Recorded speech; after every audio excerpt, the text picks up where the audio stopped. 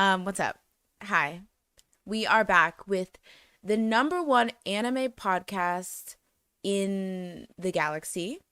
Definitely on Twitch. I'm trying to start beef. Oh yeah. The thing is, when I say that, I try to sound innocent, but I honestly want to start beef with another anime podcast because I'm just Duke's up because I really am, willing to fight that this is the best anime podcast. But hello everyone.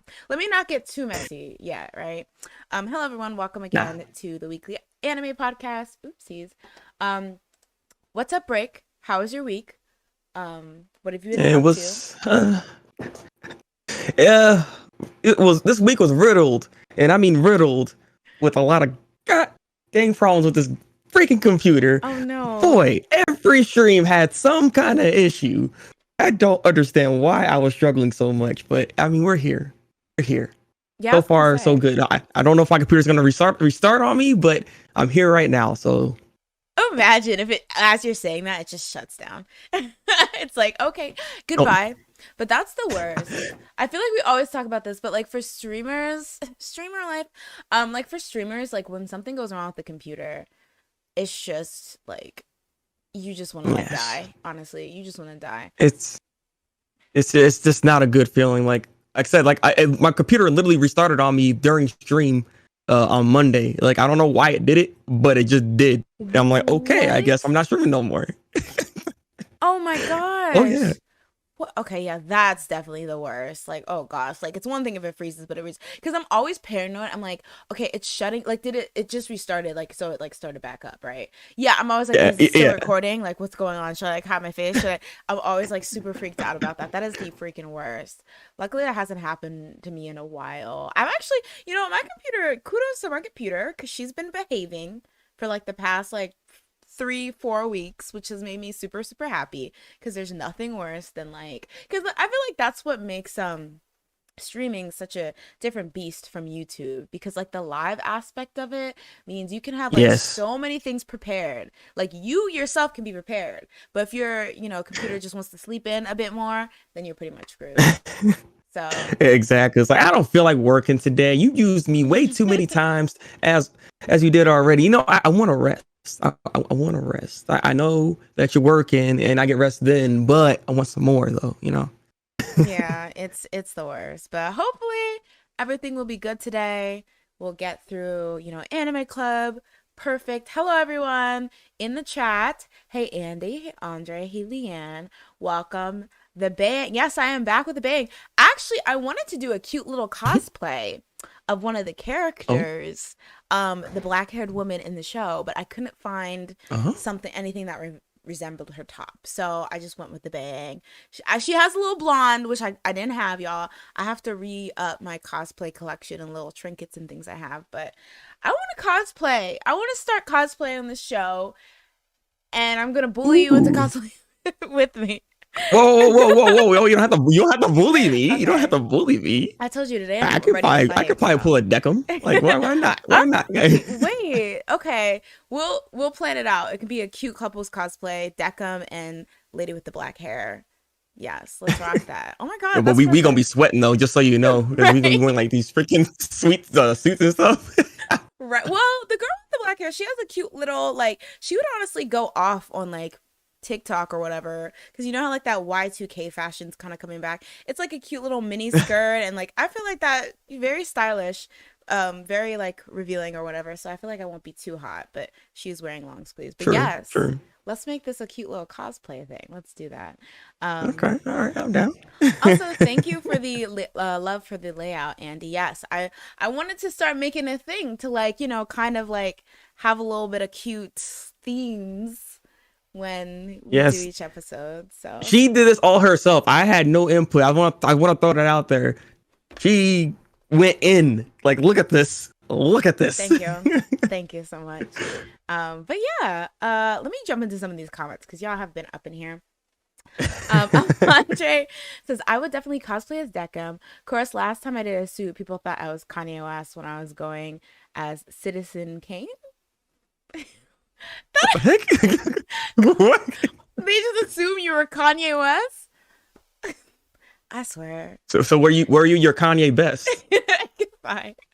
That reminds me of this one season of The Real World, that MTV show, where it was like they went to Paris. I don't know what exact like season it was, like if it was like Real World New York or whatever, but they went on vacation to Paris, and then like for whatever reason the people in Paris thought one of the black male cast members was Nelly. So when they like went out What? to clubbing, they were like, "Oh my god, Nelly!"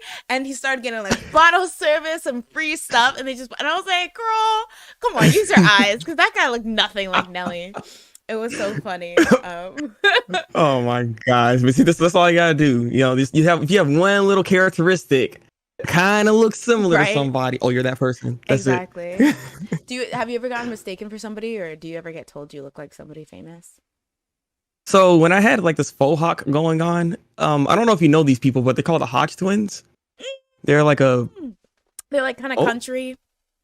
yes, and their bodybuilders basically. Yeah, I looked like them kind of. So people were like, You're the third brother." I'm like, "Oh, here we go." The Hodge triplets. Exactly. Kind of say, but not really. But like, I think it's just. Don't please, please. Let me not add fuel to the fire. What about you then? I'm curious. I used to get Jennifer Hudson a lot when I was younger. Yeah, Really? yeah. I mean, I kind of saw it, but like, I didn't really. I don't know. I think we look really, really different now, especially because she's like super slim now. But yeah, I used to get that a lot, which was like intimidating because not only is she beautiful, but she's a really good singer. And if you guys don't know, I sing too. So people are like, can you sing like her? And I was like, no. Anyway, like moving on. Why they gotta put you on blast though? Exactly. Y'all need to know. This is a public announcement. Y'all, singers hate to sing like on the spot. Like, so never like randomly, if you find out somebody can sing or you think they might sing, never ask them to sing. We're not gonna want to do. Well, maybe I'm just speaking for myself, but we're like not gonna do it. I'm sorry. Maybe it's just me. But yeah. Andrew sees a resemblance. Interesting. The thing is, I don't not see it. Like, I can kind of see it, but I think now we definitely like look a bit different. But I think maybe when I was younger, we looked a lot kind of similar. Like, I could see it. And I was like, oh, okay, yes, I am her. And yeah. Hey, wait, that's not a bad comparison though. At the end of the day, like, Yeah. that's a high compliment. Exactly. When I was in I guess this is some childhood trauma for you, but when I was in second grade, some guy on the bus said I look like Angelica from Rugrats, and I cried. And I told him What? Yeah. In retrospect, I was like, girl, how? Like, did you mean Susie? Like, what are we doing here? But I was a very sensitive 7-year-old, so I just cried, and then I told the principal, and the principal came on the bus, and like I was like, there's the guy, there he is, officer. Yeah. He was like, what? Get rid of him. Exactly. And he actually got in trouble, which maybe he didn't need to get in trouble, but that was mean and random. Oh, I didn't know snaps. him. Yeah. So a little bit of trauma, Well, that's what I'm talking childhood about. trauma to start off the podcast. But yes. So this week we started a new anime. We voted for Yes. Death Parade last week, and you watched Death Parade. I have not. So this is kind of like Yes. flipping, because last anime we watched, I watched it, but you hadn't. So I'm gonna be the one that's like, oh, dope. But And I'm over here just like, yes, I know. even Even when we were talking before this, you were like, oh my god, when they get to that one part, yo, it's about to be off the chain. So I'm super excited.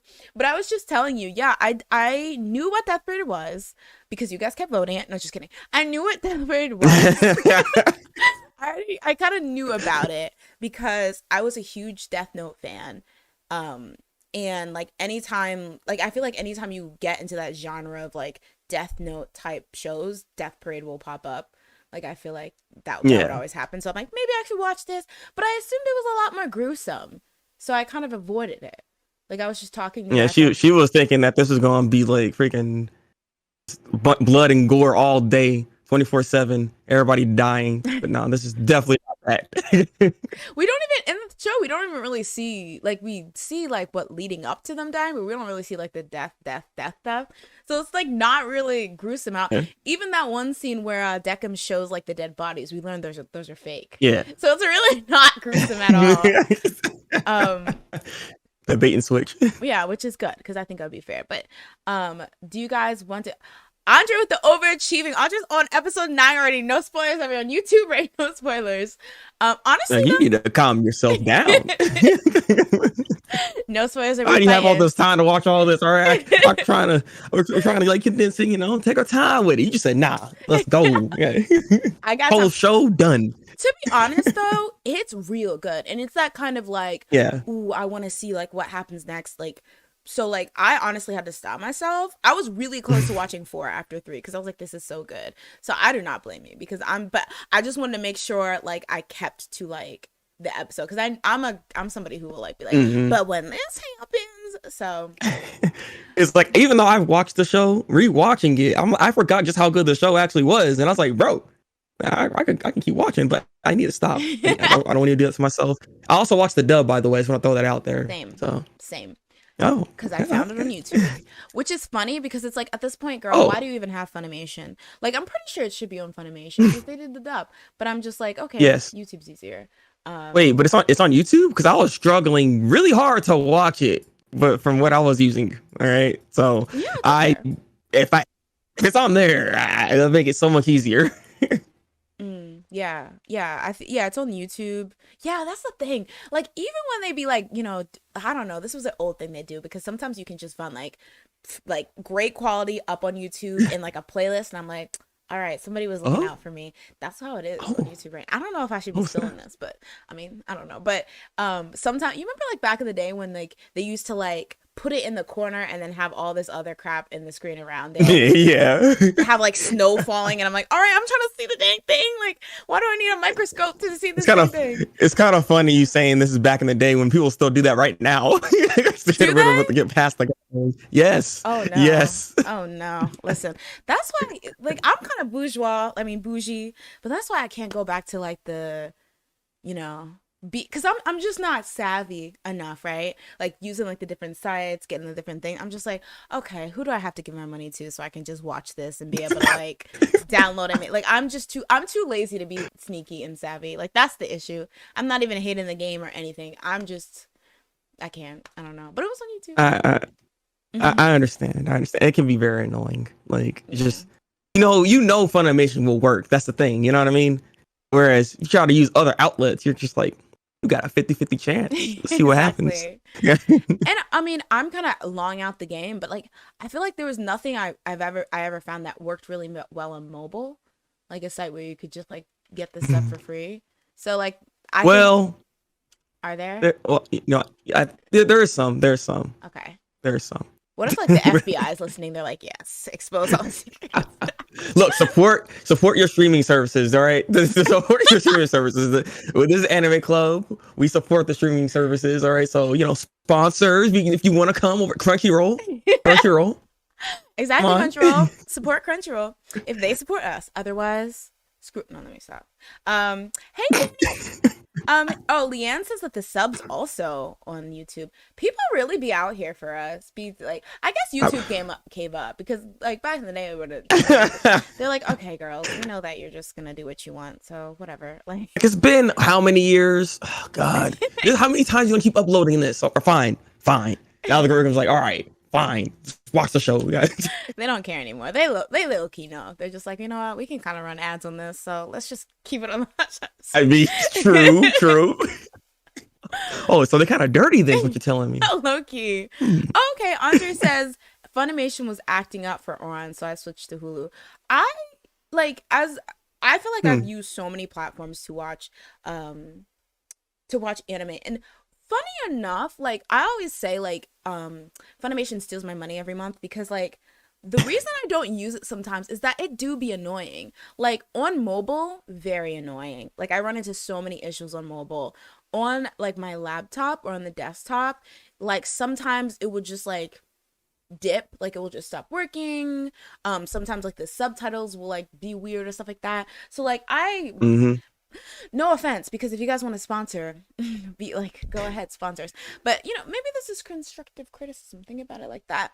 But like, sometimes Funimation just be really, really frustrating. Like for me, it's more convenient than like other sites, like sites where you can get for free. But like it's probably constructive criticism. It's probably like on the lower end in terms of like places you can stream anime, even though it's like Mm-hmm. dedicated to anime. Like I will always say this, the whole Netflix thing where you can skip the intro, yeah, that's really great because like, you know, if the intro doesn't bang, I kind of just want to skip it if I'm binging. So it's like the fact Sure, that I sure, don't sure, sure, have sure. You got a that. point there. And like with Funimation, when you switch, if you switch between sub and dub, it like restarts as opposed to like Netflix. It switches right where Oh, you are. Yeah. yeah. What? That's stupid. Yeah. See, I don't use Funimation because I've known of their issues, and it seems like they haven't fixed it after all these years. I don't understand why it's still broken the way it is. They need to do something about it. I don't understand. So that's why I don't really use it. Like Crunchyroll's not that bad. I hear a lot of people complaining about it, but from my experience with it, it seems okay. It does what it needs to do. Sometimes their site goes down or their mobile app just don't work sometimes. I mean that happens, Hmm. Technology, it breaks. But overall, you get high quality videos from them, and it works most of the time.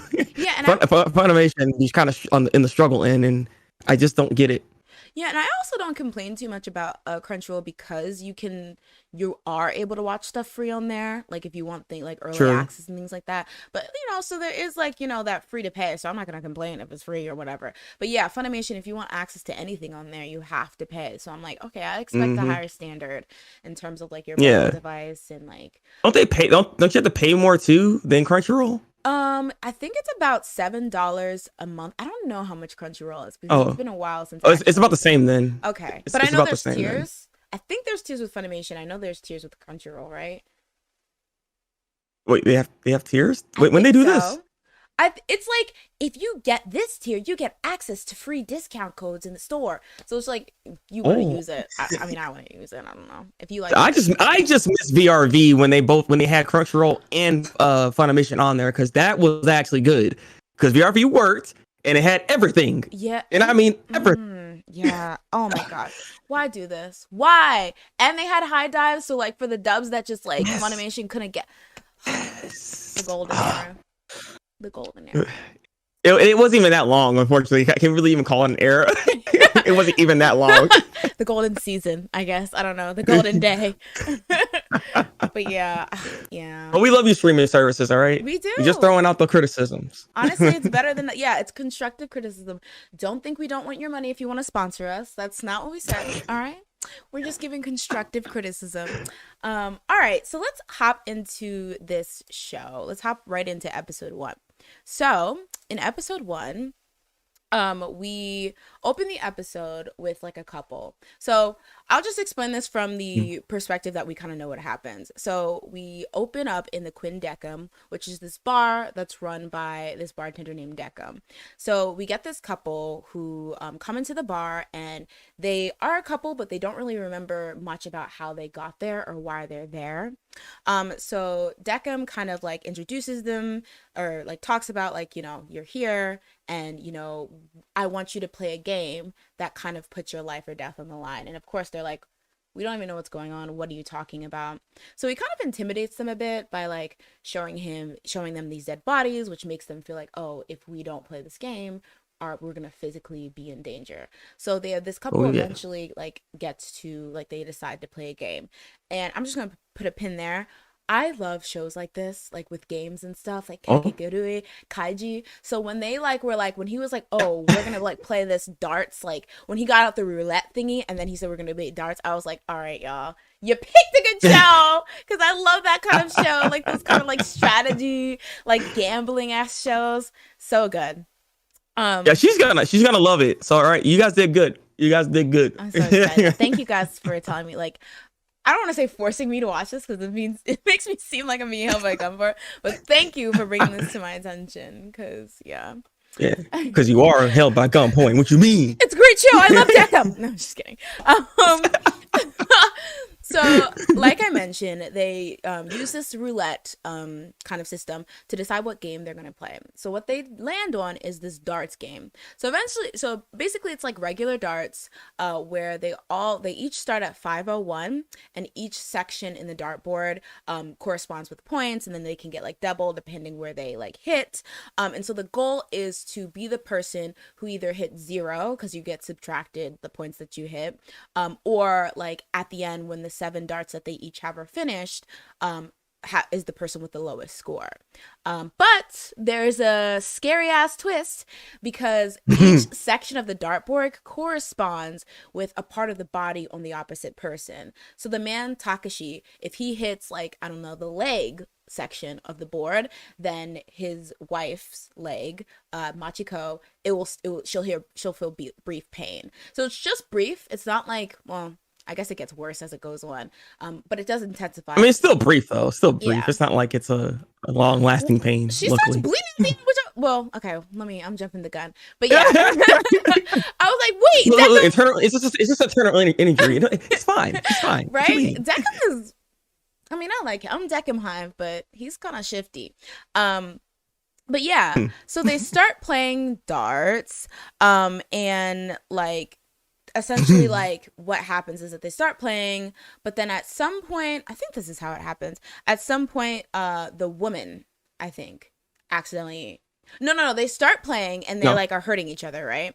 And like, you know, they're using the darts, they're going about the game, and then when like they find out that the pain is actually real, because at first I think they think it's a fluke, but then when the other one also feels the pain, they're like, okay, this is real. The guy turns into, like, you know, Macho Man mode, and he goes over the Decim and he's like, what the heck's going on? What is this? And he's like, this is the game. But then he puts into the dude's head that, like, if both of them miss their darts on purpose, then none of them have to experience pain. So it's like a way to kind of like get out of it. However, at this point, the woman is actually lower, like, because she hit a higher section when she went for her term, she's actually lower. So if they kind of do that idea and keep going lower and lower and lower, then she's going to win. But, you know, it's this idea that, you know, he doesn't care. That's his wife. That's his boo. You know, it's fine. So that's love right there. They choose to keep missing the darts, despite the fact that, you know, the man will lose. So at some point, the man accidentally. Yeah. Oh, he totally missed. All right. Look, he's a good guy. He's a good guy. All right. He accidentally, you know, despite them being on this, like, you know, deciding that they're not going to actually hit the darts, he accidentally, like, actually gets a dart, and it hurts the woman and she starts bleeding.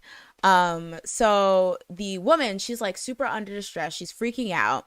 And so with her next dart, she hits a double ring, and it's like ends up making the guy, you know, eyes hurt, and he gets pissed. So I think we can explain that or discuss that at the end. Because, okay, we can stop here. Yeah. Did you think that, like, what was your idea when he initially missed? Like, did you think it was purposeful? Did you think that it was just like a... Oh, no, it was very purposeful, because, you know, he started fearing for his own life. So he's like, you know what? Let me at least get the points up and then probably miss or something like that. You know, he's probably thinking along those lines. So that way, at least he wins. Mm-hmm. Right? Now, when it comes to the girl, I think, did she get like a memory or something? I can't exactly remember why she missed exactly. She ended up hitting the eye. She missed, or from what it seems, she missed because when he hit his thing, it actually started to cause her to like bleed, I believe. Like, it caused her like a bit more of severe damage. So I think it was like kind of like in distress, and she was like freaking out. That's when she ended up hitting. Yeah. But I'm like, they're both shady, because the thing is, if you're gonna miss, like, really go for the missing. Like, they were still getting around the dart, and I was like, y'all seem shady. Like, look. When you're a skilled dart player, it's hard to miss. All right, like I think that's what it is. They must be real good at it. That's why they're like, man, like, I'm missing at the end. Like, I want to miss good. You know what I mean? I want to just like miss like. Hit nothing. I'm pretty sure you probably have to hit like the somewhere around the board, you know, not actually like hit the board, but like around it. You probably have to hit something, of course. And there's not really too much of like an area, maybe too. So maybe that they still have to be precise to some degree, is what it is. Okay, because I was like, I don't know, some of that looked really shady. Okay, Andy said, yeah, on purpose, definitely fear. Andre said, definitely did it on purpose. LD agrees. Hi, LD. Okay, so everyone's agreeing that this crazy. Honestly, a little spoiler, I'm kind of anti Takashi. Like, I feel like he just was a lot. You said kinda? I mean, here's the thing. I feel sympathetic. Okay, I'm also a paranoid person. So from that perspective, I was like, but I also just like, he's so like it's like evil, kind of what Nona said at the. Okay, I'm getting ahead of myself. So Yeah, essentially, we need to get down. I need to know your thought process on this one. Hold up, I didn't expect this. okay, so after he hits the girl on accident, or hits the dart on accident, his wife does the same, and he gets really, really pissed, and then he looks like he's about to like really, really wild out, but then his wife Machiko reveals that she's pregnant. So like, Oh yeah. she gets that he's mad that she, made his eye hurt, but if he's gonna punish her for that, please just avoid the stomach because he's pregnant, and he seems And like you know what he does next. You know what he does next? The baby. okay, he Why? crazy. Sorry, did I psych? Whatever I He said did it on before. purpose. Whatever I He said did it on purpose.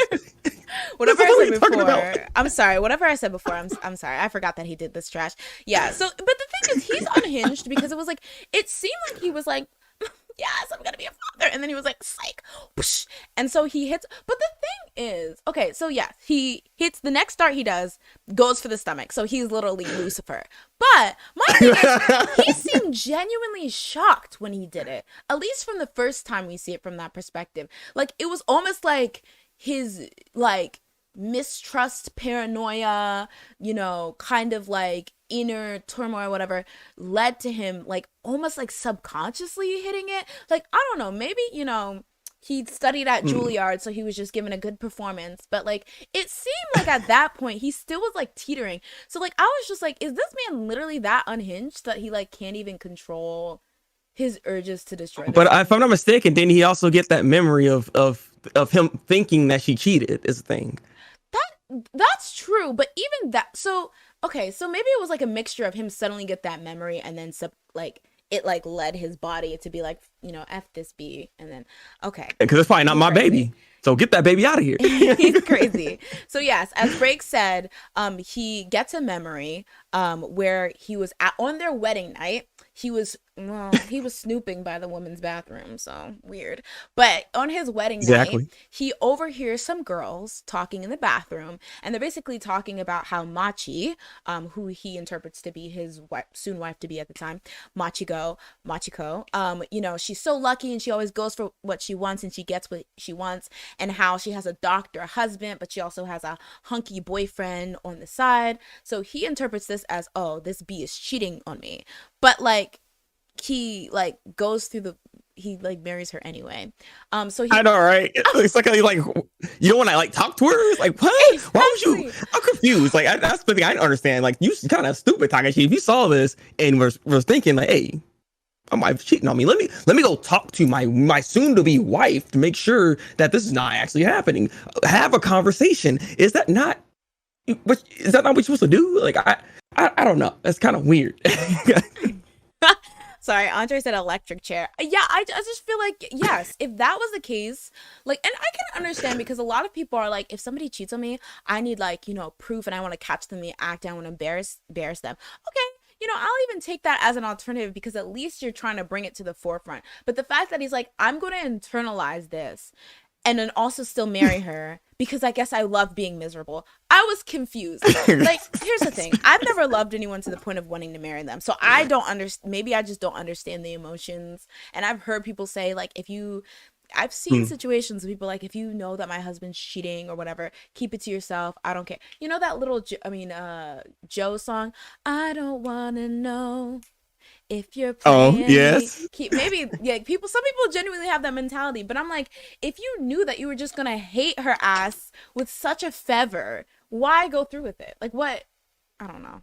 I'm sorry, that was a classic. You brought me back right there for a minute. Like, why'd you do that? A little slow jams for the grown and sexy crowd. Anyway, I'm sorry, they're dragging Takashi in the chat, and I'm like, okay. I can see, I know they say this guy's like complete jail, like chair. He need to get arrows in the face. Like it don't matter. He need to go. Okay? Oh God, I was just like, that's what's so messed up about this episode, though. What happened at the end? It's like, bro, exactly. But that's why Deca needs some. Deca might need jail a bit. He needs to serve at least parole. I don't know, public service or something, civil service.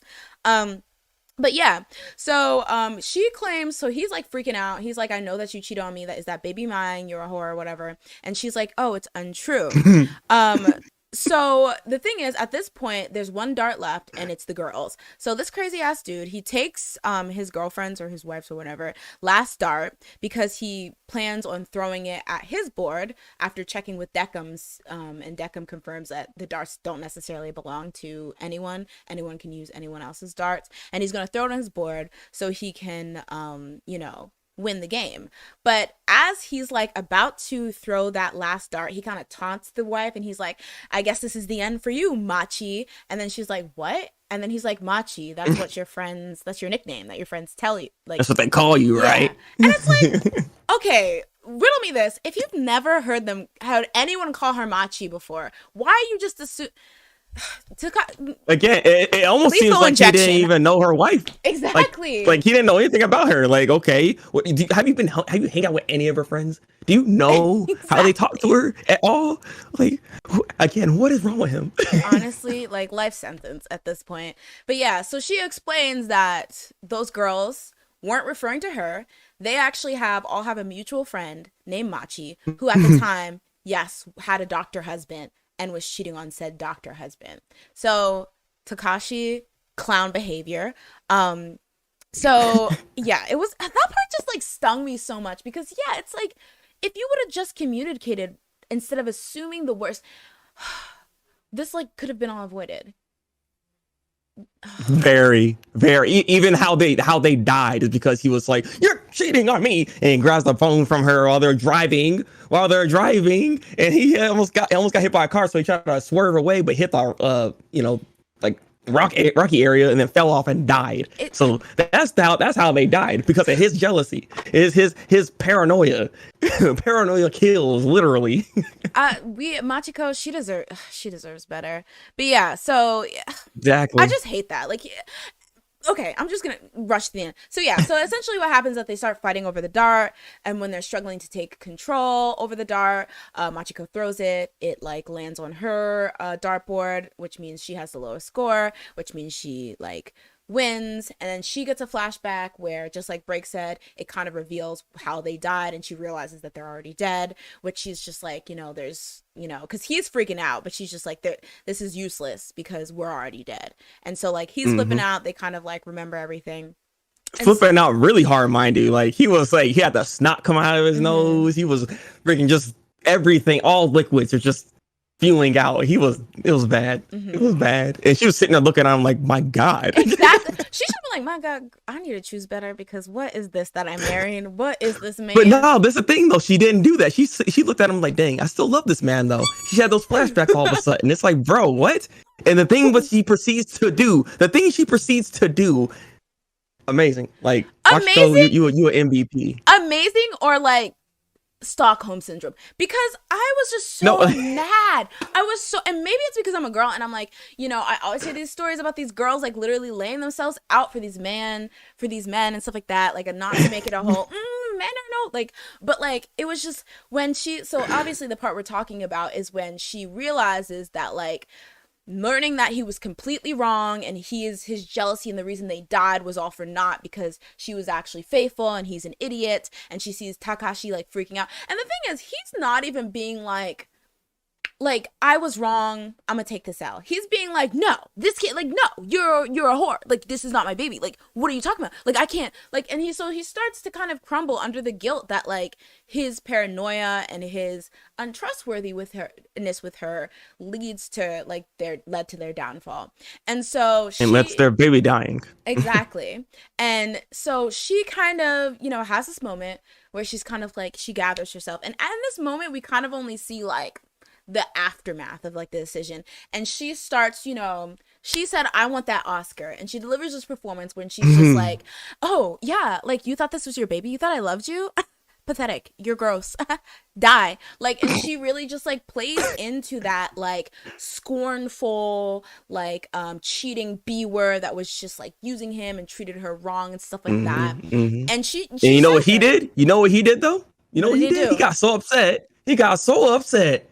He's like, I gotta hit this woman. I gotta smack it down. He looked at Deckham too, and Deckham was like, hey, let me go. I want to at least hit her one time. I was like, hey, bro, what? That right there alone should have it should have been gone. Yes. It should have been over for him. Yes, Joe. I don't understand what Declan was thinking there at that point, because the crowd was really weird. Honestly, and that's when I was like, okay, that's kind of a nice little character development with Declan. We know that he doesn't have that human emotion to really, because I think to any human watching, it was very obvious she was putting on a show, even when we didn't even get the context we do in the next episode, because she unfortunately loved him. And so like, yeah, he didn't really understand that, and he thought when she was putting on that, you know, performance, it was true. So at the end, you know, because that, you know, the whole thing is to kind of decide who's going to go where, which soul's going to go where. They kind of in the beginning introduce it as heaven and hell, but you learn it's reincarnation versus getting thrown into the void, which you want to be reincarnated. You don't want to be thrown in the void. So at the end, Trash Kashi, he actually gets reincarnated. This is why he's on parole. Because we can't have this nonsense. I don't care. Trash Kashi. Deckham Hive can fight me. Deckham Hive can fight me. Because I am part of Deckham Hive, but not for this episode. Yeah, he gets reincarnated. He gets the happy ending, and she gets sent to the void. So really, it was even like a step, because at the time they didn't actually know what this game was for. Like they didn't understand. Like Deckham like made sure not to reveal. So at the end, not only did she like put on this performance to absolve him of the guilt, but she actually in doing that, she sent her own ass to the void and let him. So that's how they're coming back, baby, and gonna abuse some other woman. with his paranoia. Like, I hope when he gets reincarnated, he just gets immediately in like jail or gets immediately hit by a bus, because that made me upset. That made me very sad. It made me very sad. Yeah. Like it's like when I say MVP about like when it comes to like Machiko, it's like I don't know. He's terrible, but I mean when you're in love and stuff like that, you want to try to, you know, it's love there, you know. And I get where she was trying to come from with that, when she didn't have to even do that. So it's a selfless act, and it should show character for her. You know what I mean? That's why I'm like, that's pretty MVP of her to be able to do that. But he didn't deserve it though. Exactly. He didn't deserve that. Exactly. I think that's like the most like sad part, when you see somebody who is so giving, so caring, so loving, but it's given to somebody who just does not deserve it or does not appreciate it. And so like when she like literally just for him to have a clear conscience played into, okay, yes, I'm going to be this cheating B-word role so you can feel vindicated. It just like broke my heart, because again, like you said, immediately after he tried to harm her. So it's like I hate it here. I hate it. I know. I hate it. Yeah, I'm gonna jump into the comments because I'm about to fight. I don't know who I'm about to fight, but I'm about to fight. Leanne said, there's a bear back there. You know what? I'm watching you. Leon said, it made me so mad. Like this whole process isn't even foolproof. That's true, because in the episode 2, we learned that this is part of a process that they use to determine who deserves to get reincarnated and who deserves to get put in the void. And it's like, well, Deckham, maybe you should read up on the handbook or something, because you're not even. Good job. But you're not doing good, buddy. You're not doing good. I'm sorry, Deckham. All right, like you can't be making mistakes like this. Yeah. You let trash people come back. Like what? Oh my gosh. Leanne also says, if my partner just killed my baby and then tried to kill me, I'm not going to be selfless at all. Into where he goes. Yeah. Exactly. I think, in that whole like MVP discussion, the fact that you just saw how he was acting and you still loved him enough to like want to clear his conscience. Lord, never let me fall in love. Like, I don't want to. Hey, love blinds you to some of these things, these facts right here. You just be stupid. Like, you be doing dumb things. Keep it. I don't want any of that. Oh my God. Andre says, random question. So when people do get reincarnated, do they come back as a whole other person or as a bird or something? I think like point, like I don't know how it works within this show, but I think in general it's you can come back as anything, from what I understand. Yeah. But that's the original interpretation. I think the show is more akin to like for you to come back as another person. I think. That they did say something along those lines. I need to go back actually. Yeah, I'm trying to think. I'm trying to think because they do mention it. Yeah, I'm not sure, but that's a good question. Hopefully, Takashi he comes back as a piece of trash and somebody throws him in the trash can. That's the Oh thing. yeah, freaking Leanne though, freaking killing me. I will gladly remain single for life if this is what happens when you fall in love. Listen, me and Leanne were on the same wavelength because we don't want it. Like, no, thank Look, you. look, it's not always like that, all right? It's not always like that. The thing is, though, I know I've done some like not on this level and not as serious, but I've done some cringy stuff for crushes. So let me not act like I'm totally like removed from like acting Look, we've all foolishly. done this. We've Yeah, all not done this, this. but something similar. Oh yeah. No. Please, we need to go to jail. Whoever's doing this needs to go to jail. All right. It was crazy. So that was basically the first episode. We did get a post credits situation where we get introduced to Nona and the woman with the black hair, but since that's like basically all of episode 2, we can skip past that. But aside from that, was there anything that particularly like stood out for you in this episode? I don't know. The attention to detail that's actually there that you do need to pay attention to when you're watching the show is like the doors when it comes to the like heaven and hell and everything, because it actually does change depending on what's going on. And see in the third episode what actually ends up happening on if you saw it. So it's something that you want to pay attention to because there's little slight details that they do add. So that's something I like about the show. Yeah. Yeah, I agree. I thought I definitely, what you're referring to, I definitely didn't know or really peep it until I checked the comments of YouTube. Because I thought it was like genuinely like whoever won the game got to go to heaven, which obviously in retrospect, obviously that's not what it is. But like, yeah, so I didn't really notice. So that's actually really, yeah, that's a thing you want. Another thing to talk about when we're talking about that actually is in the beginning of the show, when they first come out the elevators, if you look at it from the top, Takashi came from, I guess, quote unquote, hell. And Nick Machiko was actually the one that came from the heaven door. But when the show, when that first episode ended, it switched. So it's another little. So Decim, it was laid out for you. And then you did. Foolish. Decim, he's also in jail. But yeah, that's wild. I didn't notice that. I definitely didn't notice that. So that's really interesting. But yeah, I thought this like a whole entire thing, as somebody that's like new to this show, it was just really a whirlwind, especially how much it went from like ooey scooey, like baby, we're gonna do this together to I'm gonna kill you. let me hit her once. I was like, weren't you like I'm a wife beater. This is why I married her. Honestly, I was like, you plan to live your life like this, Takashi. If it wasn't Machiko, right? It would have been something else. And that's crazy. The thing too. It's like if you really think about it, because like I believe the No Name Girl mentioned this. I think it was in episode 2. Where's the episode? What's the end credit? I know she was saying that they're supposed to have like a happy life, right? If this whole thing didn't happen, but it's like that was episode. It wasn't this. It was gonna be something else. Yes. It was gonna be something else. That was a beautiful. Like this guy's trash. That was a beautiful point Nona makes in like the follow-up episode. But yeah, I agree. It's just like, and I think it was a cool commentary of like situation or human nature. Like, can you get anybody to act a certain way given a certain nature? I mean, given a certain situation?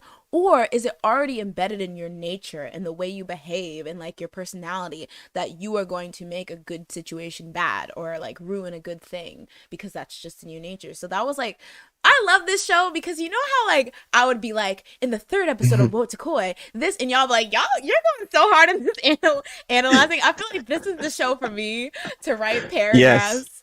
So I'm happy. Actually, I'm happy. So if you want to make some extra notes, this is one of those shows you can do because there's a lot of talking points about, again, like human nature and also when it comes to the decisions to these arbiters that are here. Yes. Because in the second episode, that's when we know what they're called. They're called arbiters, so they're out here, making decisions. So we kind of like combine episode 1 to 2 because they're pretty much the same thing. It's just a different commentary over the first episode. Yeah.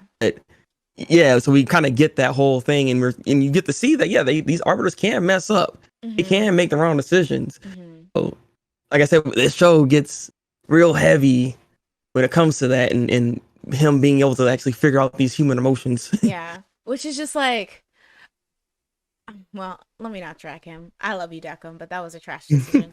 But Leanne says this isn't about the actual show, but I was saying earlier how the contrast between the tone of the anime and the opening made me laugh. That's so true. They're literally doing Oh, true. TikTok dances in the beginning, and then he's like, "So I'm gonna decide your fate. Hey, girls, like you're going to hell, you're going to heaven. Welcome." I was like, "Wait," I was so confused. That's how it gets you. That's how it gets you, though. All right. Honestly, but even then, like it's kind of a dark show, but it's not like super scary. Like what, like it's like just more like really thoughtful. Like there's some sad things, like obviously the way that Trakashi was like behaving like crazy, but like it's not like, I don't know, there's just something that wasn't super scary about it, just more like sad and thoughtful. But yeah, they're like I literally am curious what you think later on, then, doing the because electric there's certain situations that happen. So I wonder if you're gonna get afraid then. Oh, is it scary? As long as we're not seeing anything too gruesome, because there was a bit of blood in this episode, but it didn't freak me out. Like stuff that make me No, you disturbed is should like be fine when it Parasite. comes to blood. I don't think there's like a lot. Like, at least from what I remember, anyways. So I think you should be fine on that. Okay, that's good. Cause I mean, I will watch it, but like this. So yeah. Yeah, but yeah, this is the episode was Psychopath. Psychopath is another one that's also on my Interesting. yeah. Because my sister says Oh, I well, you really haven't like watched it. that? No, I've tried to watch it multiple times, but I'm just like, I don't know, I'm just not in the mood.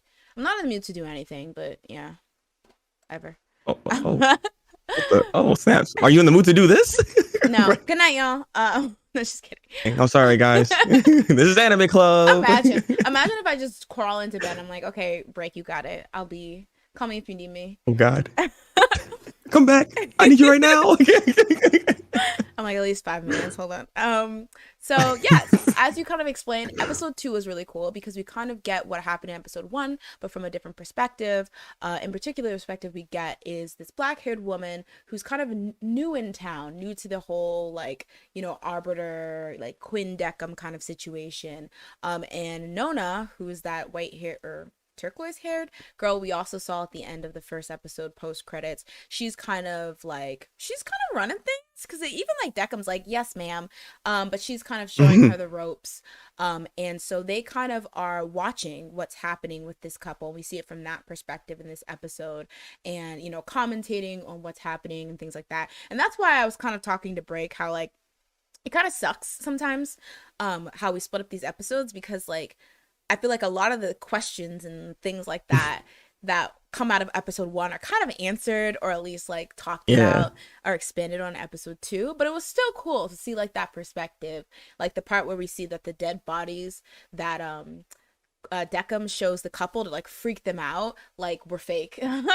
They weren't even real. Yeah. And kind of how like Nona admits that like there's nothing forcing them to play this game, so they kind of have to intimidate like the people into playing it. So like showing we gotta show that we mean business. We gonna hurt y'all if you don't play this game, right? Exactly. This is like, what is it? It's like Saul. You gotta play. Oh my god, I used to love Saul. Saul is another one that I became too gruesome for me because I used to love it, but now I think it's kind of gruesome. Just the idea, because it looks fake. Hasn't it always been gruesome? I'm kind of confused on that one. I became like increasingly Weenie Hut Jr. as I've grown up. Like I used to be a fearless like girl, but now I'm like a weak-willed. Well, let me not make fun of myself, but I'm just really. Welcome to the Salty Platoon. How tough are you? How tough am I? I would not get in. I would literally I would happily go to the Weenie Hut Jr., Super Weenie Hut Jr. I would actually just skip straight to Super Weenie Hut Jr. because I know my lane. All right, I'm not trying to get into the salty. Hey, they got some good shakes over there, apparently. Exactly. Listen, there's nothing wrong with being a Super Weenie Hut Jr. But yeah, so yeah, this episode was really interesting because we got a lot of insight. So just a couple things that stood out to me. Was a line where Nona was kind of explaining what exactly happens when somebody comes down into this world. So like the two people have to die at the same time. That was one of the things. That's why we like see in this episode a pair, like the couple, and then in the next episode we see a pair. And so actually when the people come down, Deckham and I guess everyone like who's there, whoever's arbitrating like over the couple's or the people's fate, they instantly get a rush of everyone's memories. So they kind of Yes. use that to kind of help determine like where they're going to send them, but then they also play this game because, as Nona says, like you can't really accurately judge people on their memories alone. And I thought that was really interesting Hmm. because it kind of reminds me of that whole idea of like when there's like some kind of like issue, whether it be like a court case or something that happened. And people always say, okay, there's her story or his truth, her truth, and then the truth. Like there's three truths. Yes. Because depending on how Yes. somebody recalls it, it could definitely go a different way. And I thought that's interesting that they're not like just using the memories and like the recall of what happened as like, you know, the final Yeah, because I determination. mean, their human nature isn't not always going to be shown within their own memories and Mm-hmm. everything, because they can even foresee things so differently and perceive things so differently than how things even actually are. Mm-hmm. Because you can be completely trash to somebody, but you don't see yourself as trash. So in Exactly. your memory, you're not seeing that. So it makes perfect sense why they need to actually make some type of like system to where they need to reveal these emotions that they have. These Mm-hmm. that's deep within themselves, which is why they have to play a killing game in the first place. Because that you're on when your life's on the line, your true self has a tendency of coming out at that point. Mm-hmm. Do you think that though? Like for example, if there is a situation, sorry, this is getting a bit dark, but if there's a Mhm. situation where, you know, I don't know, you got in a situation with like a good friend or maybe somebody you don't know, maybe it's just a person. And it was like, okay, some crazy person comes in, they're like, okay, I'm either going to kill you or them. Decide. Like if you chose yourself, I want to be like, oh, Mhm. selfish. Cuz that is just like I Oh, wouldn't say that was your true nature cuz maybe like if it was like, okay, I have a lollipop here, who wants the last one? You might be like, "Oh, you can give it to the other person." You know yeah, but that's not the same thing. It's like I mean, I guess you need some type of life or death type of situation and time to think about it too is a thing as well. But I guess I'm I saying like feel it definitely isn't the same thing. maybe. But I'm saying like I if that person chose themselves, I wouldn't be like trash. You trash selfish person because it's just like not Mm. like when it's your life. Like you know what I'm saying? Like I definitely think like it's circumstantial, but also being like because you wanted to keep yourself alive, you're a bad person or you're selfish. I feel like that wouldn't be how I necessarily interpreted that. Like I'd be like you are very giving if you decided to put your own life on the line in that sense. But I necessarily wouldn't be like anyone who chose Yeah, but I mean, I think themselves. that's what they're looking for is more people that are more akin to because then those people, same selfless people, can then be reincarnated, right? And But I mean, Deca technically, reincarnated Takashi, who literally almost killed his wife. look. That's why I say he messed up. All right, he was stupid there. He hopefully he gets better. I'm just saying, like you should take more of the selfless person than the other person if you're gonna decide to reincarnate somebody. So Mm-hmm. I mean maybe that's what ultimately what they're trying to look for is make sure we're actually reincarnating you know more selfless people. I can't even say they're good people because some people can be trash too. You Literally never the know. selfless thing. There's sometimes selflessness is a way that you are selfish because a lot of people love being like, oh well, I did this, like those people who like I'm gonna give like $1,000 to the homeless, but they're doing it for a YouTube video that will then make them $1 million. You know what I mean? Hmm. So that's true, See, but this is that's why true. this show is so good, though. See, because look what we're talking about. See how this is like there's such a gray area when it comes to this whole thing that they got going on here. Because Mm-hmm. it's like it's not foolproof. We don't. You can't truly make a proper 100% decision because you never truly know at the end of the day because humans are trash. So True. that's why I can See, say it. yeah, that's true. That's true. And I think that's also a good point because Nona actually talks brushes up on that when they kind of Yeah. talk about the ultimate decision that Deca makes and like the black-haired woman's kind of like what that's a bad decision or whatever. Like she talks about how not every like thing's perfect. It's a work in progress. You know, it's not always going to be 100%. So like in the same way, it's very hard to tell people's motivation because there might be some Hmm. people somewhere, hopefully not anywhere around me, that might be sympathetic to Takashi and is like, well, maybe if she did more to like, assure him that she wasn't cheating or something, then he wouldn't be, there's people like that and they might see him as a sympathetic character. So it's all, listen. Are they getting hit by a bus? Hope we can only hope. No, wait, no, let me say that. Just kidding. I won't wish harm on anyone. Crunchyroll, you can still She sponsor said me. only hope. I'm God dang. gonna jump into the comments real quick. Andy says, certain situations can reveal things about people, but it can also just bring out the worst. That's true. Oh my god. Yo. I was thinking about that because have you ever seen like one of those situations where like somebody gets canceled because they do one like messed up thing, right? And then people are like, "Yes, we got you. I knew you were trash the whole time." I always find it wild that like that person could literally be cool, chill, like, profitable, charitable, nice, blah blah. But it's when they do that bad thing or that messed up That thing, one thing that they're like, that's your true character, not that other stuff you've been doing. This one thing, that's the real you. I always find that very strange because it's like, why do people always take like the worst qualities in people and assume that's like the bad thing? There's like a discourse between like family friendly streamers here on Twitch, like maybe like the offline TVs, like the Pokemon and stuff like that, versus ones that are more edgy, like soda popping or something like that. And like there's a lot of people who are just like, yeah, I like people like soda popping or Mizkif because they're real and they don't try to like act like the Disney Channel and they do this. And I'm like, why is like the Disney Channel? I mean, I've seen that and I'm like, why are you being rude and mean and like edgy? Why is that the only real to you? Like somebody could truly just not like those things. Like it's a very weird sentiment, like I think. Like, but I agree. Yeah. Like I think sometimes That's why I don't mess with that kind of stuff. Cause like I said, I don't like this where we just villainize somebody off of one mishap out their whole life, mind you, their whole life. Like, come on now. Like people make mistakes. And that's the thing people got to remember, that when we try to do these whole cancel culture kind of stuff, right? That people make mistakes. People aren't perfect. Nobody's perfect. You yourself ain't perfect. Wait, no, I am. Like I'm this. just kidding. Well, she has announced it, guys. She's perfect. All right, she is perfection personified. Just kidding. Sorry, bad joke. I'm just saying, like, no one's truly perfect at the end of the day.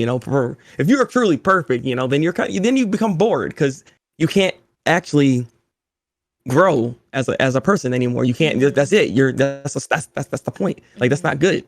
You want to be able to always grow and change and evolve. And I feel like people don't give enough credit to be able to just, hey, they messed up. Let's see if they change. Now, if they're constantly still doing the same thing and still being trash in that regard, okay, then get them.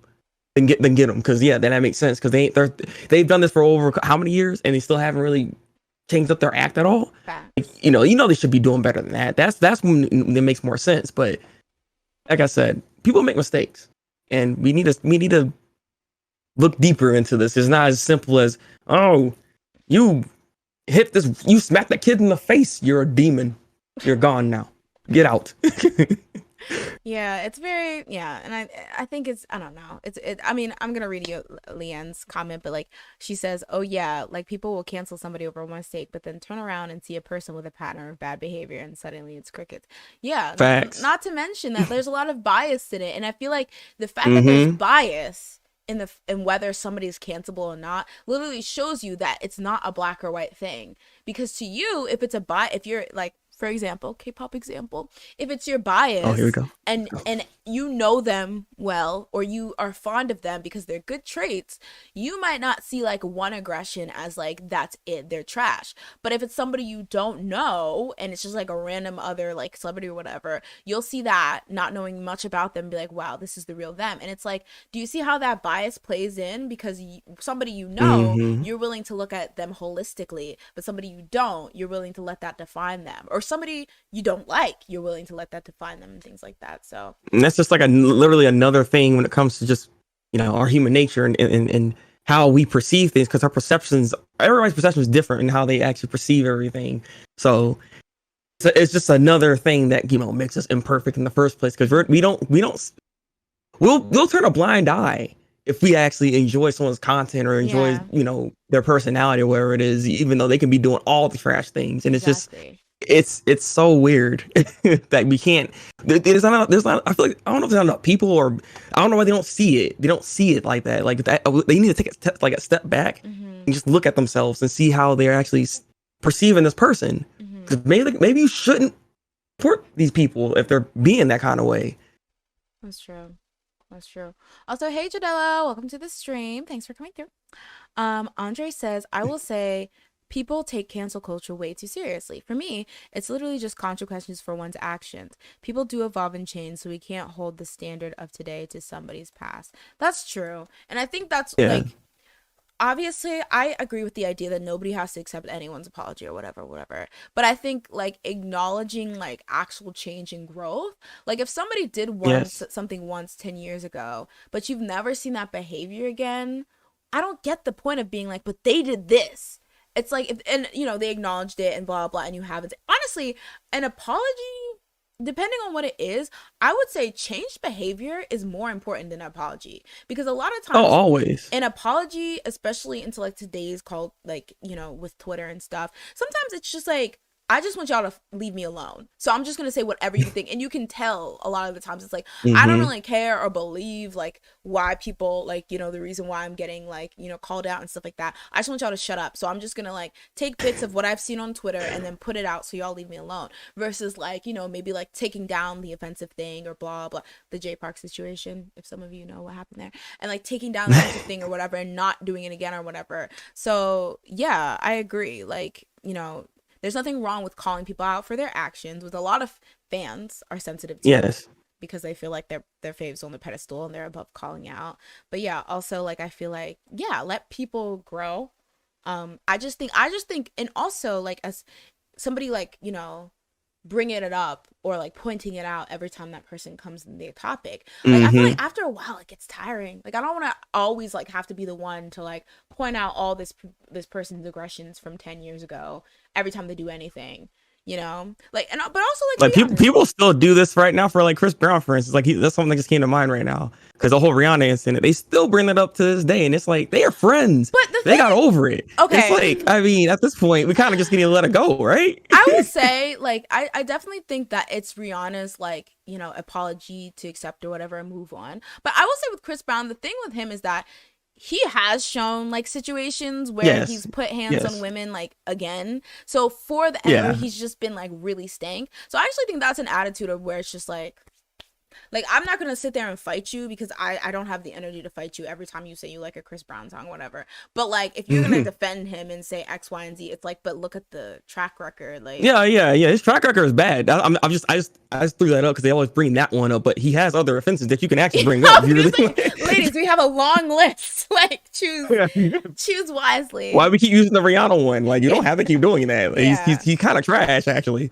But hey, he can sing and dance though, right? Yeah. It's just like, and again, like I'm not gonna like burn you at the stake if you have Run or Yo or whatever his songs are. I forget. I'm pretending like I wasn't. Yo, he said yo. You how old? You going way back? Like, I was like a stan when I was a kid. I used to think he was really good. I really liked Run It or whatever. But like it's like that's crazy. I ain't even talking about his new stuff. I think what's dishonest is when people are like when people point out the way he's been trashed and they're just like, y'all are just I'm just what I'm pointing out like here's the thing, like I'm not always gonna shove it down your throat, but don't also act like it didn't happen. Don't act like when people don't like Chris Brown or don't want anything to do with him, it's weird or they're just making something out of another, because there is things there. Like you do your thing, I'm gonna do mine, but let's not act like this stuff doesn't, like I don't know. I think because even that people don't like that too. They're just like, no, you have to call it out every time. Like, if exactly. It's trash. But I'm just saying, let's keep it real. Like, don't try to act brand new when people are like, he did this. He said this is about Black women. Like, no, like you're gonna have to acknowledge it. You're gonna have to accept that's something that your fave did, and then you can play, you know, Run, or what is that? Go Crazy. You can do the Go Crazy challenge on TikTok after that. But yeah, I don't know. Sorry, I kind of talked over you, but what were you gonna say? No, it's fine. It's fine. No, you're right. Like, go get it. Let's go. Oh gosh. Oh, sorry. Andy says, I don't want to bring up stuff now, but I'm reminded of the whole Irene situation.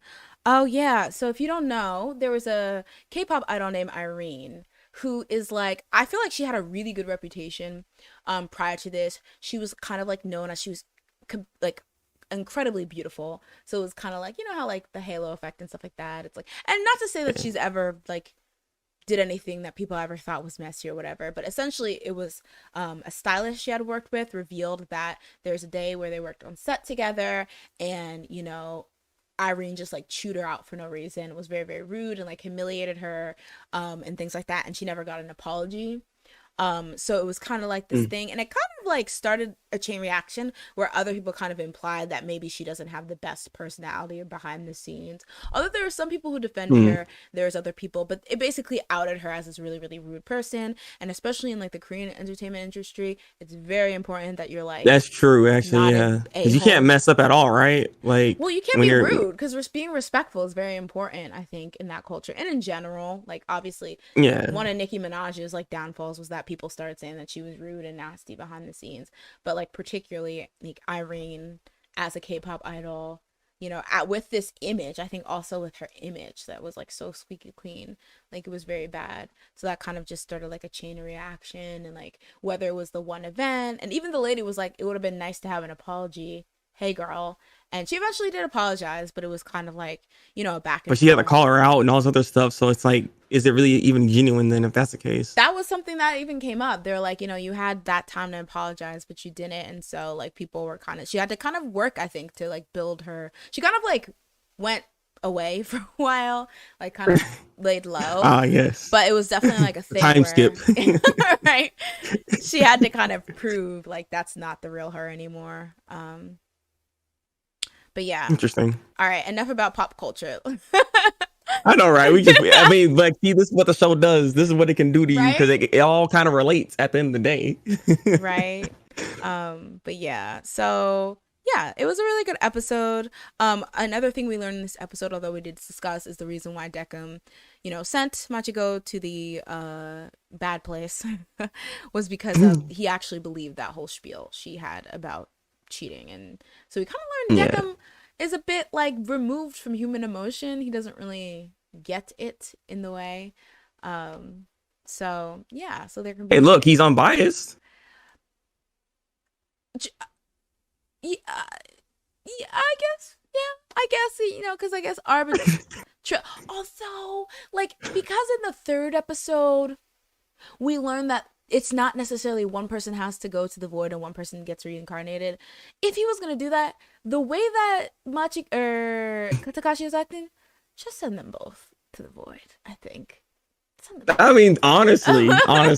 honestly, they could have done that because, like, he didn't deserve reincarnation. He didn't do anything to deserve reincarnation. So I don't understand why he said, "Are you good to go?" Yeah. Like, it's like, what? Yeah, he's very, which was like kind of like, oh, cute, but also you just sent that girl to the void when she was like literally not that bad of a person, but okay.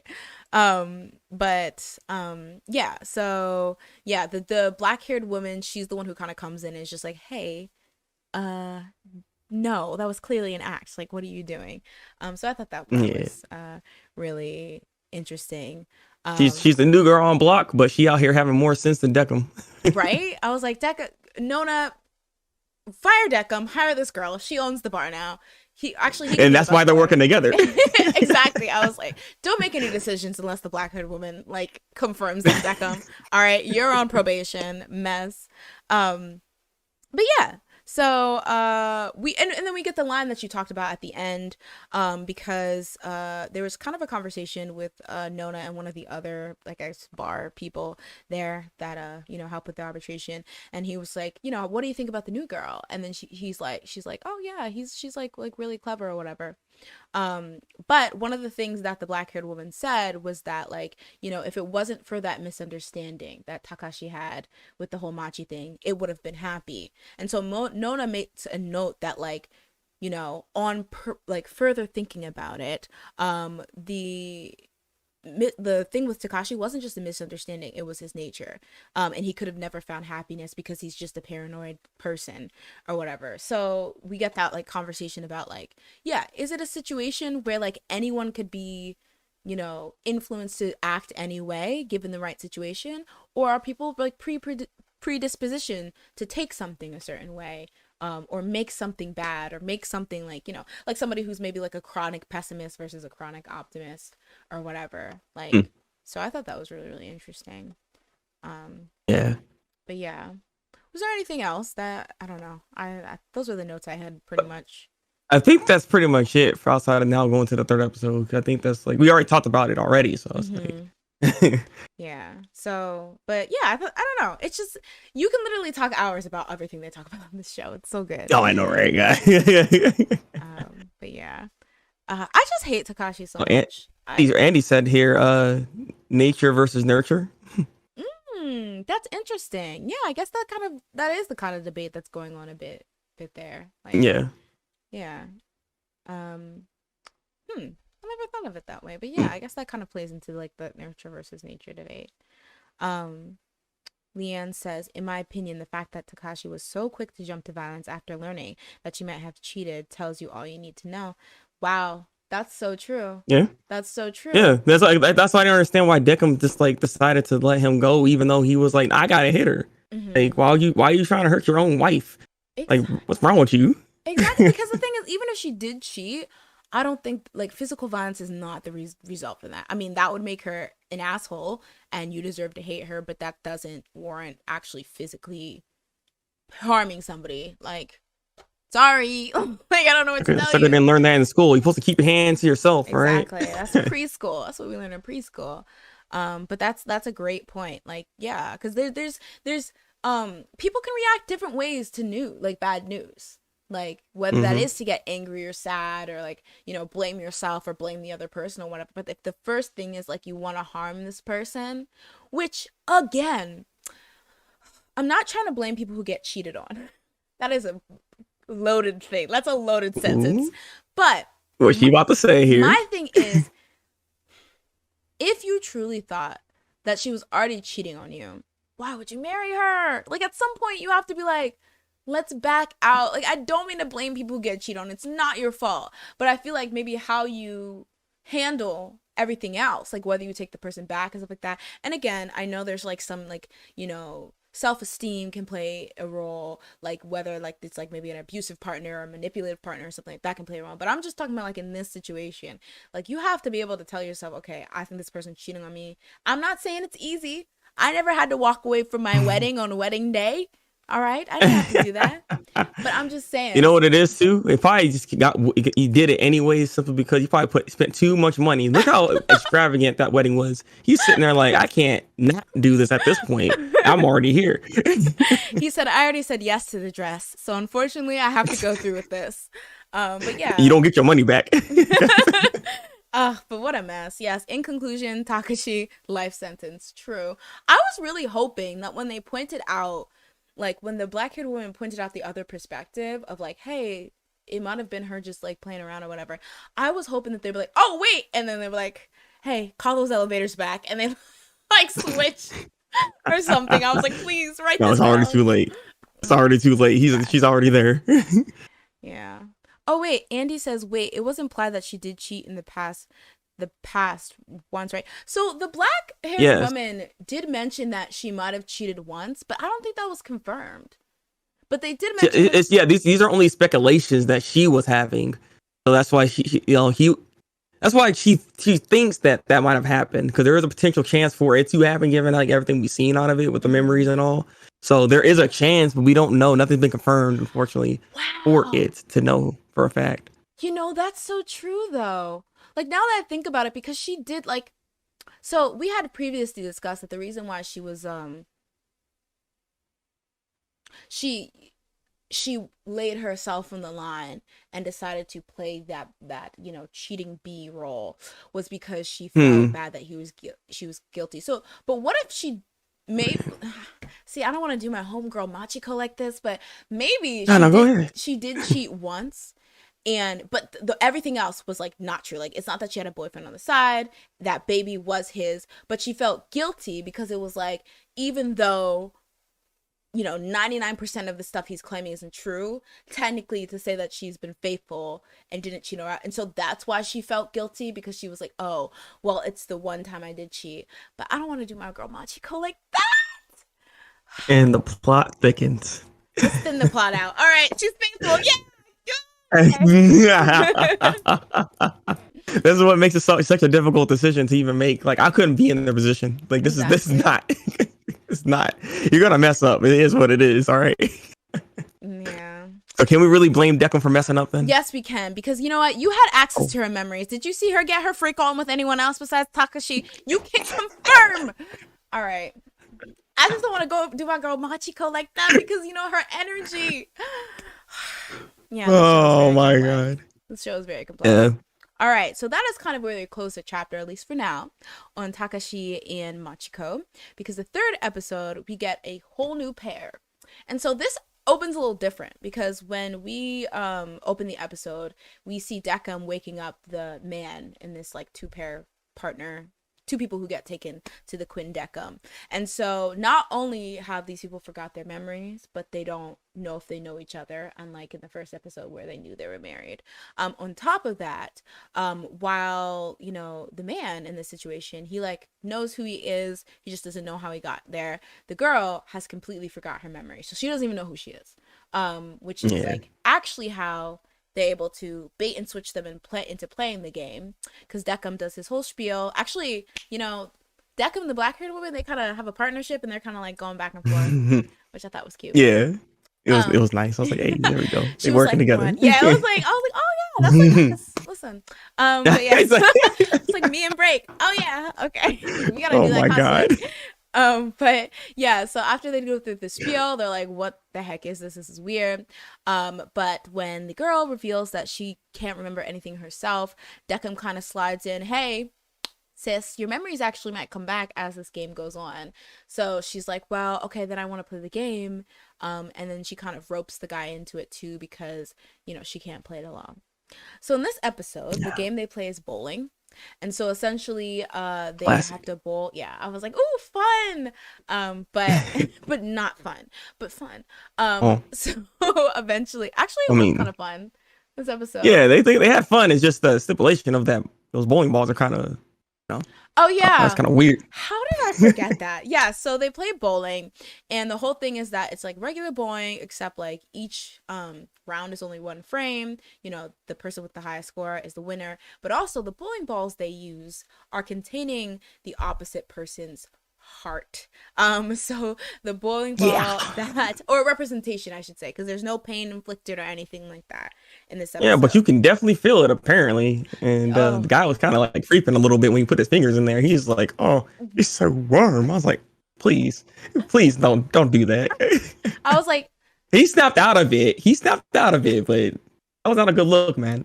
Like, you have to be really down bad if you're like, ooh, her body temperature, like, probation. We can't throw him in jail, but probation. Can we agree to throw him for probation? Like, what? Ooh, 98 degrees Fahrenheit. Like, what? Oh, you're very healthy, I see. Exactly. I was like, I don't want to. I'm gonna keep my eye on you. But yeah, so they have these bowling balls. It contains their hearts, so you can feel the opposite person's heartbeat, and you can also feel like their body temperature or whatever. So you can like tell if they're nervous, stressed, etc., etc.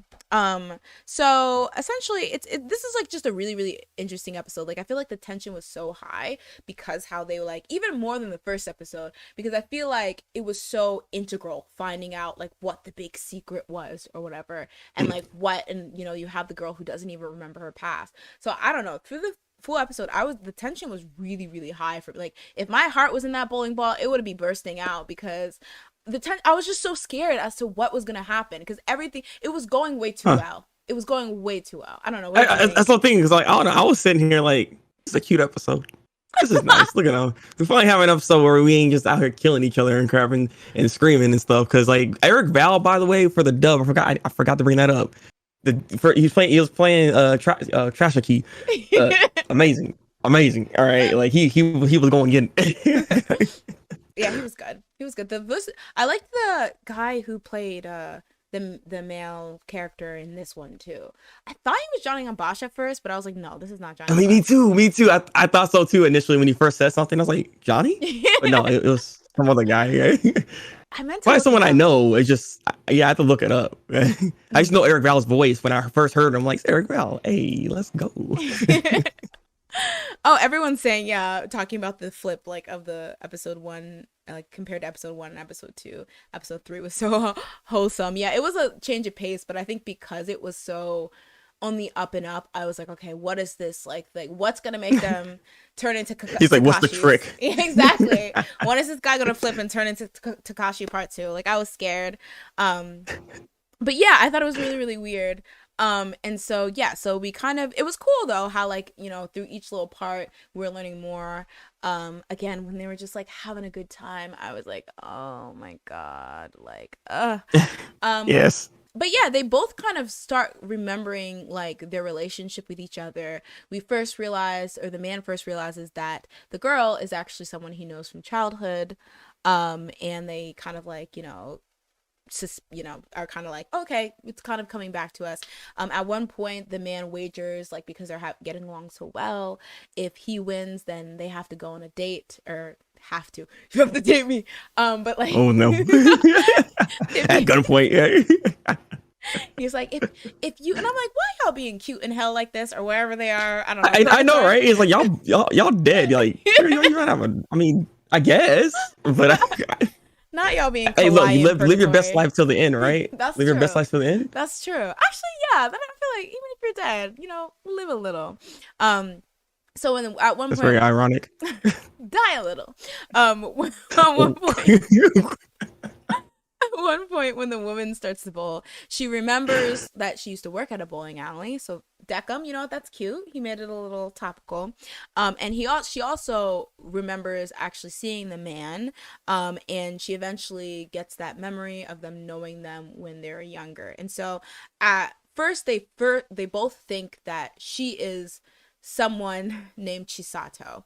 And they knew each other from, childhood, and Chisato, moved away, and then they kind of got separated. So that's kind of their situation there. And then the night at the bowling alley, he was like, ooh, this girl's cute. But then at some point, one of his friends tell him something about this girl that makes him like freak out, right? Mm-hmm. I wouldn't say freak out, but he needed to actually confirm and talk to her at that point, is what it was. Yeah, that's true. Yeah, he handled it really well, actually, all things considered. Exactly. He wasn't trash. Everyone else, even the black-haired woman, when Deckham told her, well, he kind of told her, she was like, what? I was like, all of that? But I think it was more the reaction to what Chisato person did to herself is the thing. Well, yeah, that's another thing I wanted to talk about. But yeah. So basically, at the end, the guy wins. And they're like, all right, y'all, but they're like, oh, I want to go on a date. So they date. Oh, there's this really funny part when Deckham's like, okay, 5 minutes should be enough. Hurry up, girls. But then they're like, I was like, oh my god, he killed me right there.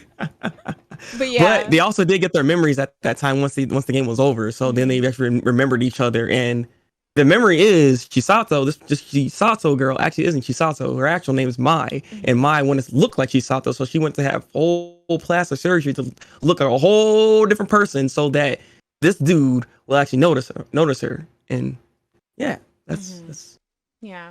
So it's cute. They get to have a little moment to date. It's very wholesome. And then at the end, they actually both get reincarnated. So instead of one person getting to the void, one person being reincarnated. Because I was like, Deckham, I know you're not about to send one of these people to the void. That don't make no sense. And he listened to honestly, me. I did get concerned when I first watched this. Like, I was like, wait, so who's gonna go though? Exactly. I was like, Deckham's about to do one of his weird ass interpretations. But yeah, so Deckham was, he did, fix his reputation in my eyes. He did redeem himself. Okay, there we go. Yeah, he was trying this episode. He was actually trying. He allowed them to have a whole date. The bowling ball was all like he had, the game wasn't even. It was all chill. Like nothing was too crazy. He just stepped back and like, you know what? I'm gonna be better. I'm gonna do better. I'm a better Deckham than last time. Yeah, and it was really pretty because it was a beautiful ending, but then it was kind of sad because we know that they're not going to necessarily be together.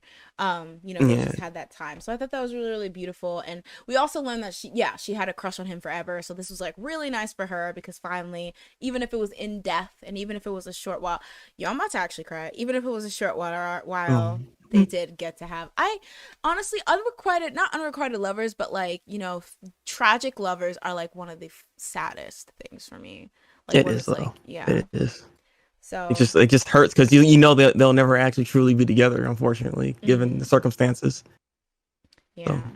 So, I was in the feels. I was like, I felt this episode. Like, I don't know. You watching something good when you start getting those chills because you're like, mhm. dang, I felt that. Like that. Even though I've already watched the show, it's just like it still did this to me. And I was like, this show good. Why was I not voting for this before? What was wrong with me? I Right? was voting for other stuff. Yeah. But it was, yeah. And I will say that I was, and of course it's like it could be like a culture thing, but also just a me thing. As somebody who doesn't care about plastic surgery, I was like, that's it. But then I kind of was like, okay, in context, I know that to a lot of people it's taboo. A lot of people will clown, even in like in America, a lot of people clown the crap out of people who get plastic surgery. And like there's something like if you have fake boobs, there's not guys particularly, but there's even people that will clown you if you look significantly better with makeup. Like they'll call you fake and etc based on that. So like it was kind of like, for me, it was a bit of an underwhelming reveal, but at the same time I was like, oh, but I do get it because there is that like kind of like shame that comes along with it, like taboo-ness that comes along with it. Because a lot of But I people mean, wait. It's wait, interesting that you're talking about it like this, though, because I mean, she changed herself specifically try to get with this guy. You don't find that an issue? well, I mean, I think yeah, in that case it's like the guy, but like I think it was in general just to look better. Because even I mean, I guess my interpretation was that she wanted to look a certain way to be able to attract him because she really wanted to be with this guy. Is the thing. I mean, I So guess that's I mean, bad, but I mean, whatever the motivation is, I feel like people are still very because even when the friends whispered to him about them having plastic surgery, they necessarily weren't like, she got plastic surgery, so you'll like her. So I feel like the no, taboo yeah. thing was just that she got plastic surgery to look attractive. So it's like, don't take her attractiveness seriously because it's plastic, like that kind of thing. Maybe it's what it could be too with what they're saying, but he's like, I don't Yeah, care. which Like, is like great, which is what you're like the opposite of he's a Takashi. good man. Outside of that one mishap with the whole ball thing, and it felt warm and Oh crap. Like, he's yeah. like, he's pretty good. I forgot we were dragging him in the beginning. All right, he's redeemed. But yeah, because I feel like even at the end, like the girl, black-haired woman was like, "Is it confirmed that she got plastic surgery and now she looks anything like the original Chisato?" And he's like, Yeah. "I don't know." That could be so He's like, I have useless. no idea. That could be useless. He's like, "I don't know. Who are they?" Actually, no, wait. So he has the memories though, like, and I'm pretty sure he's seen Chisato based off the memories, right? So it's like, Well, I mean, I guess to be fair, he's only seen the young Chisato when they partnered. which Like is true. we don't know what she looked like when she was older, but yeah, it was I don't know. I thought just generally it was I mean, I guess you can like err on it. It's kind of weird if her goal was to look like Chisato, except especially because Chisato was like 5 the last time they saw each other. But or if she like changed I want to specifically. look like a baby. But I don't know. I always use like I feel like in general when somebody gets plastic surgery to look better, actually this is this is like sometimes it stems from like a issue, like a certain thing, like maybe somebody said your boobs were too small, so you were like it kind of just seeped in, you're maybe it like started with that person, but in general, like could that be the like answer to my problems if my boobs are big or whatever.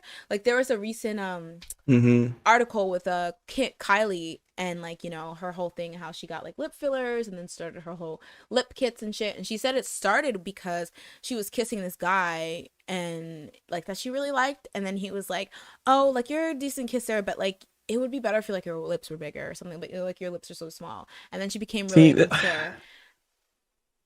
this is one of the things I'm talking about. That's why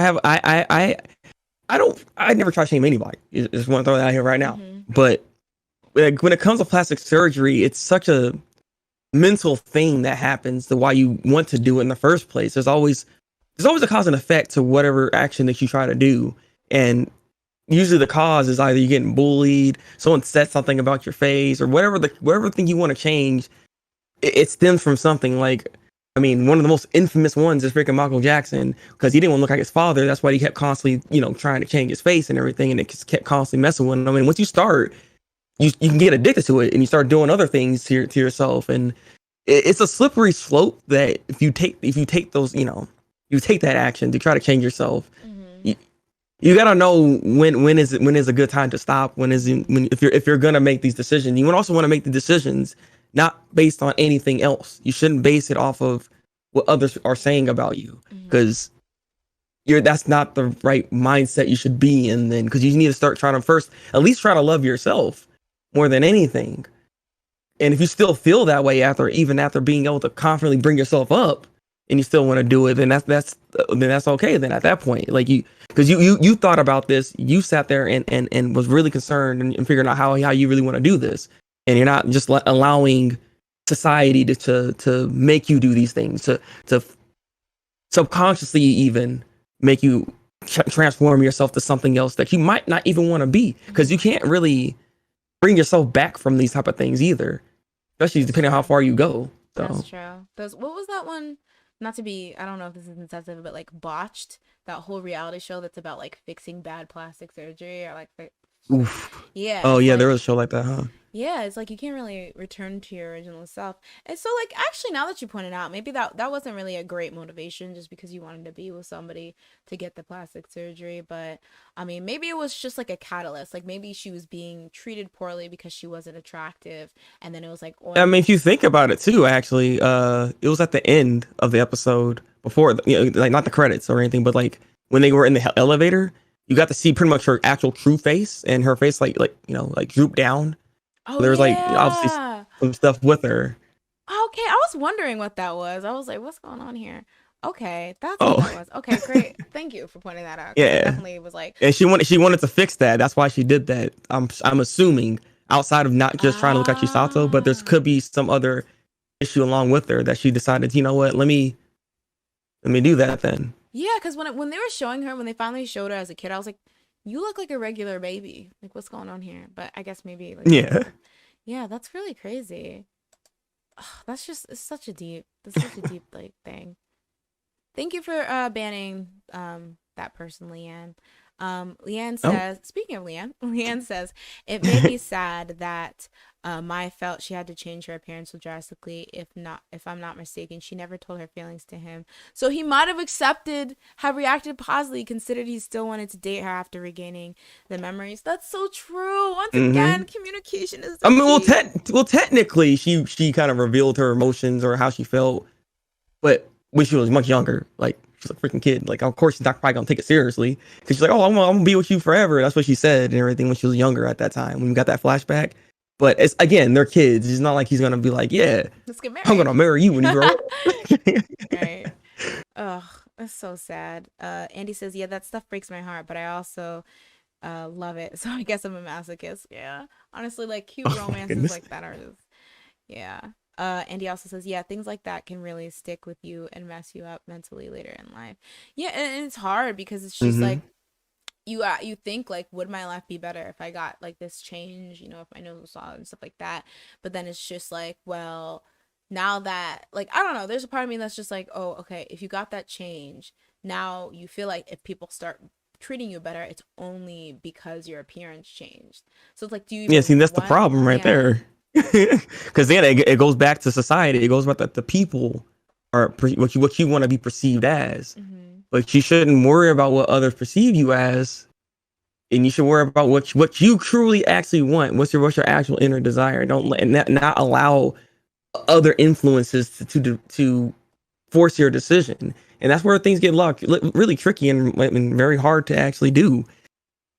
And again, here we go again. See this show right here. This third episode apparently we talking about this now. So Right. We're talking about the ethics of plastic surgery now. Yeah, it's yeah, it's hard, but at the same time, I think like it's such like a difficult thing because it's so easy to be like love hmm yourself, but like at the same time, it's true that people who maybe don't live up to a certain like conventional like face standard, even outside of just like getting the guy or the girl they want, aren't getting back. Like the way that people Yeah. look at people, who like maybe are larger or like don't like are even just older. Like the way like if you like look old and things like that. Like it's just true. So it's like I can sit here Yeah. and be like, hashtag love yourself, but then at the same time, I can't protect that person from like the hate and the nasty ways they might be treated in life because of how they look or what their appearance and things like that. Like I can encourage people to not be assholes, but it's like I can't protect them from anything. So like if they truly think that their life will be better without with they change their nose and stuff like that, I don't want to say who am I to say they're wrong, but also like I don't know, who am I to judge them on feeling that. But I do agree with you say, like you have to make sure like okay, if it's your nose, cool, get that nose done or whatever, but make sure like you're not going to be susceptible to be like, oh well, I got my nose done, but if my lips were just a bit bigger now, oh my nose could be Yeah. smaller, oh but because then it just becomes an addiction. And I think even like nowadays a lot of it, I don't want to say that like there's like this kind of mind your business culture in a way. Like you definitely shouldn't judge Yeah. somebody just because they got plastic surgery, but it's like let them do what they want. But I do think that it can teeter on addiction in some places and actually be Mm-hmm. very harmful, or it may not be what the person actually needed. Like maybe they just need therapy or something like that, or like they need a Yeah, medical attention. exactly. Because therapy can come into place too. Because again, it's all mental. At the end of the day, that's why this comes into play. Because you're perceiving yourself as unattractive in a way, and you could be actually be attractive, ironically enough, but just in the area that you're in, and the people that you perceive you, they think you probably unattractive. So you think you Mm-hmm. might need to actually change yourself, when really you might not even need to. But Mm-hmm. it's a very slippery slope that when it comes to plastic surgery, that it's like it gets real difficult. Yeah. That's why it's a very complex thing, and it's just at the end of the day, it's something that something that you really need to think about. Yeah. You need to really actually think of it what you're gonna do, because again, it's like you can't really change. You can't like go back. Is the thing. It's like that's like the main thing about this. Like if you do this, that's what you're gonna look like. Luckily, it's like also plastic surgery has gotten better, so you don't have to worry about all these boxes happening.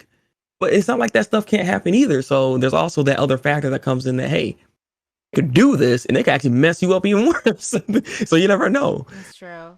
I think what And comes. last thing I want to say though, last thing I want to say, us humans, as a society, we got to do better.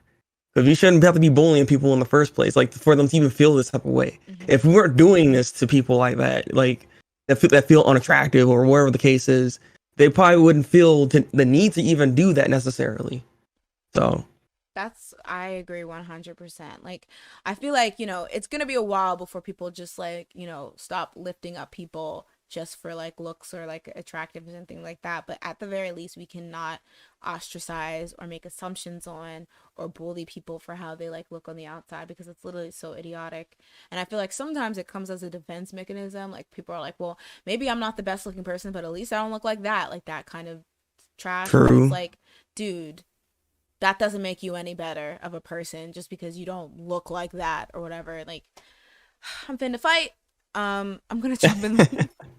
I'm gonna put great points, break. Andre says, I try not to judge people who get plastic surgery. Most of it does stem from some sort of self-esteem issues or actual health issues. It's complicated. Yeah, that's true. Yeah. And there's some people who like get the nose job and they're Gucci and they feel great and that's it. Like maybe that was like the one thing that like helped them or whatever. But then like, it can become a slippery slope like you mentioned before.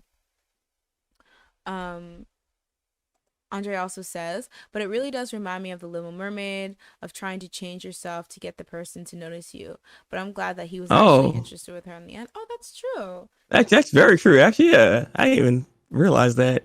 Yeah. Hey, good job, Andrew. Yeah, that's crazy. Yeah. And it's always so funny, kind of like going off on that note. It's always so funny because it's like, as somebody who definitely, had this, especially when I was younger, like doing X, Y, and Z to try to get somebody to notice them. Not as far as plastic surgery, well, not like plastic surgery or anything like, but or like not like, you know, I didn't used to be a mermaid, but like just doing stuff that like is not, you don't care about that. It's like you kind of want to be, you kind of think to yourself like, okay, if I'm jumping through hoops to change for this person, if they do like me, what exactly do they like me for? For something that's not even really Mm-hmm. me. So Exactly, and that's the other thing too. You got at the end of the day, your personality is your personality. yeah, That's something that you're gonna have a hard time changing, and plus, you can't change that. So, I mean, if the person just don't like your personality in general, you're in trouble. Because, like, okay, yeah, you change yourself to look a certain way, so then you are not good to be around. exactly. So, I am sorry about that. But like you said, I'm glad that he was able to like see past that and still, like her Yeah. regardless, which is good. Yeah. That is so dope of him. So we're gonna choose the flop of the day and the legend of the day.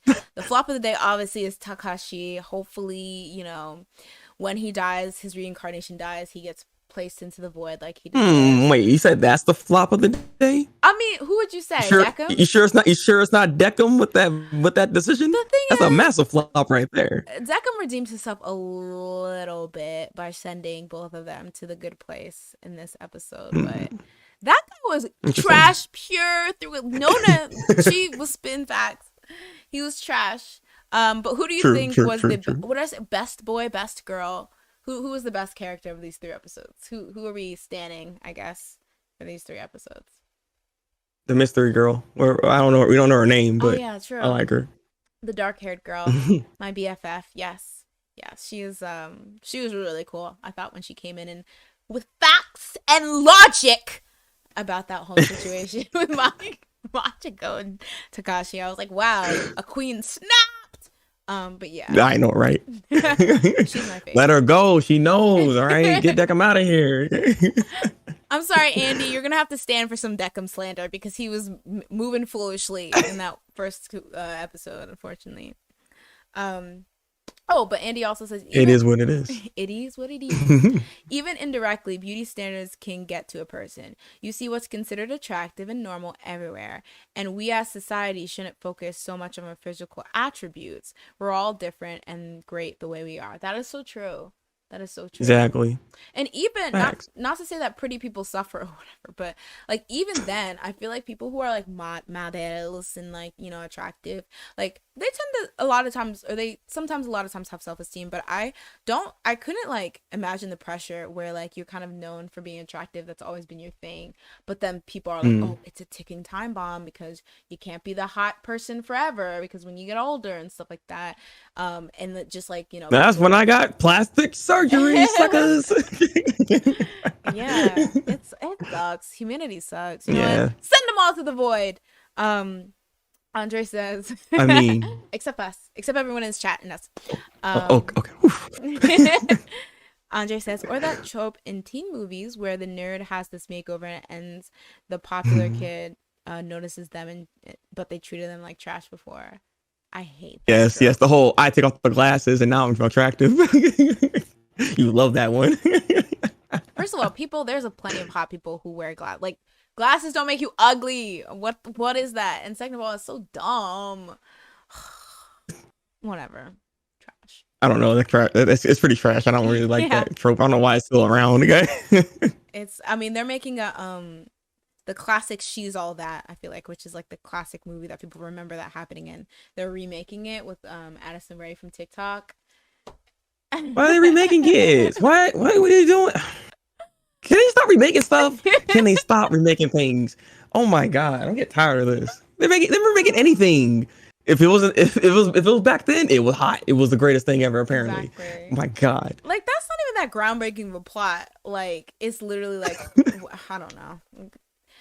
Jesus take the wheel. I'm not quite sure what's going on there, but yeah. The only thing is that I guess it's kind of cool, not really, is that they're switching it. So instead of the girl being the See, they nerd, got you. They got you. no, They no, got you. I swear, I'm just explaining it. Instead of the girl being the nerd that needs to be made over, it's the guy. So coming to theaters soon. But yes, so that is it for there. There are actually a couple other topics I wanted to talk about too. So Oh, yeah, I and got what's other that? topics.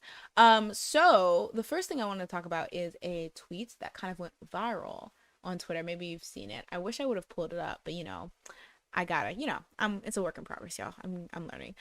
So it was a tweet where somebody tweeted, and I actually feel so honored because I saw the original tweet before I guess people started screenshotting it and deleting it. And so somebody was like, Mm. when girls watch anime, this is what they mean.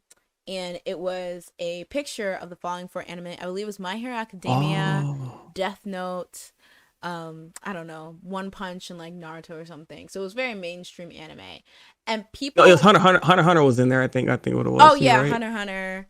I know that My Hero was in it. I believe the Yeah. other one was Naruto. And And I know Death Note was in there yeah, Death too. Note. Like I know those three were there for a fact. I just can't remember the other one. Yeah. Maybe Naruto. That I'm sounds about thinking right. it was Naruto because if it's the point that I think that person was trying to make, like, oh, mainstream popular anime or something, Yeah, basically. then I think that would be like the perfect four to, finish it off. So this kind of, when I saw that, I was like, I'm not quite sure what you're saying. Saying here, almost like I'm like, I would assume it's that they only watch mainstream surface. I think DBZ was there. That's why I got confused because I was like, not that girls can't. Oh, Dragon Ball Z, you repping? Not that girls can't watch Dragon Ball Z, but I'm like, as a girl, I'm like, I will never watch that in my life. I found that so I was like, I can't relate.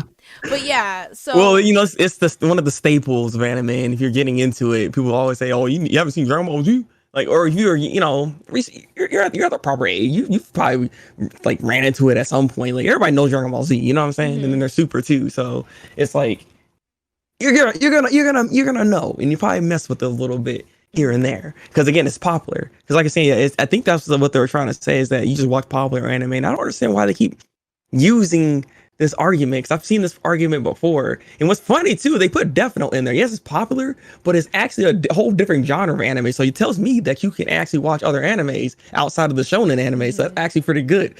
So your list is kind of trash, sir. And I thought, like as a girl, and I'm not trying to make this gender wars because obviously this person was doing clownery, and there's a part of me that felt like they were trolling because right under that tweet they put like, oh, to all the girls who are quoting this angry, I still love y'all or whatever. So I think maybe it was maybe a bit of a troll.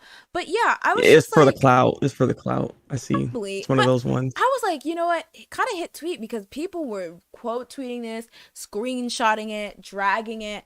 Tweets that like quote tweeted it were going viral. Tweets that screenshotted the original tweet, were going viral and things like that. So it was like really, really like wild. But I guess what is your opinion on that whole like?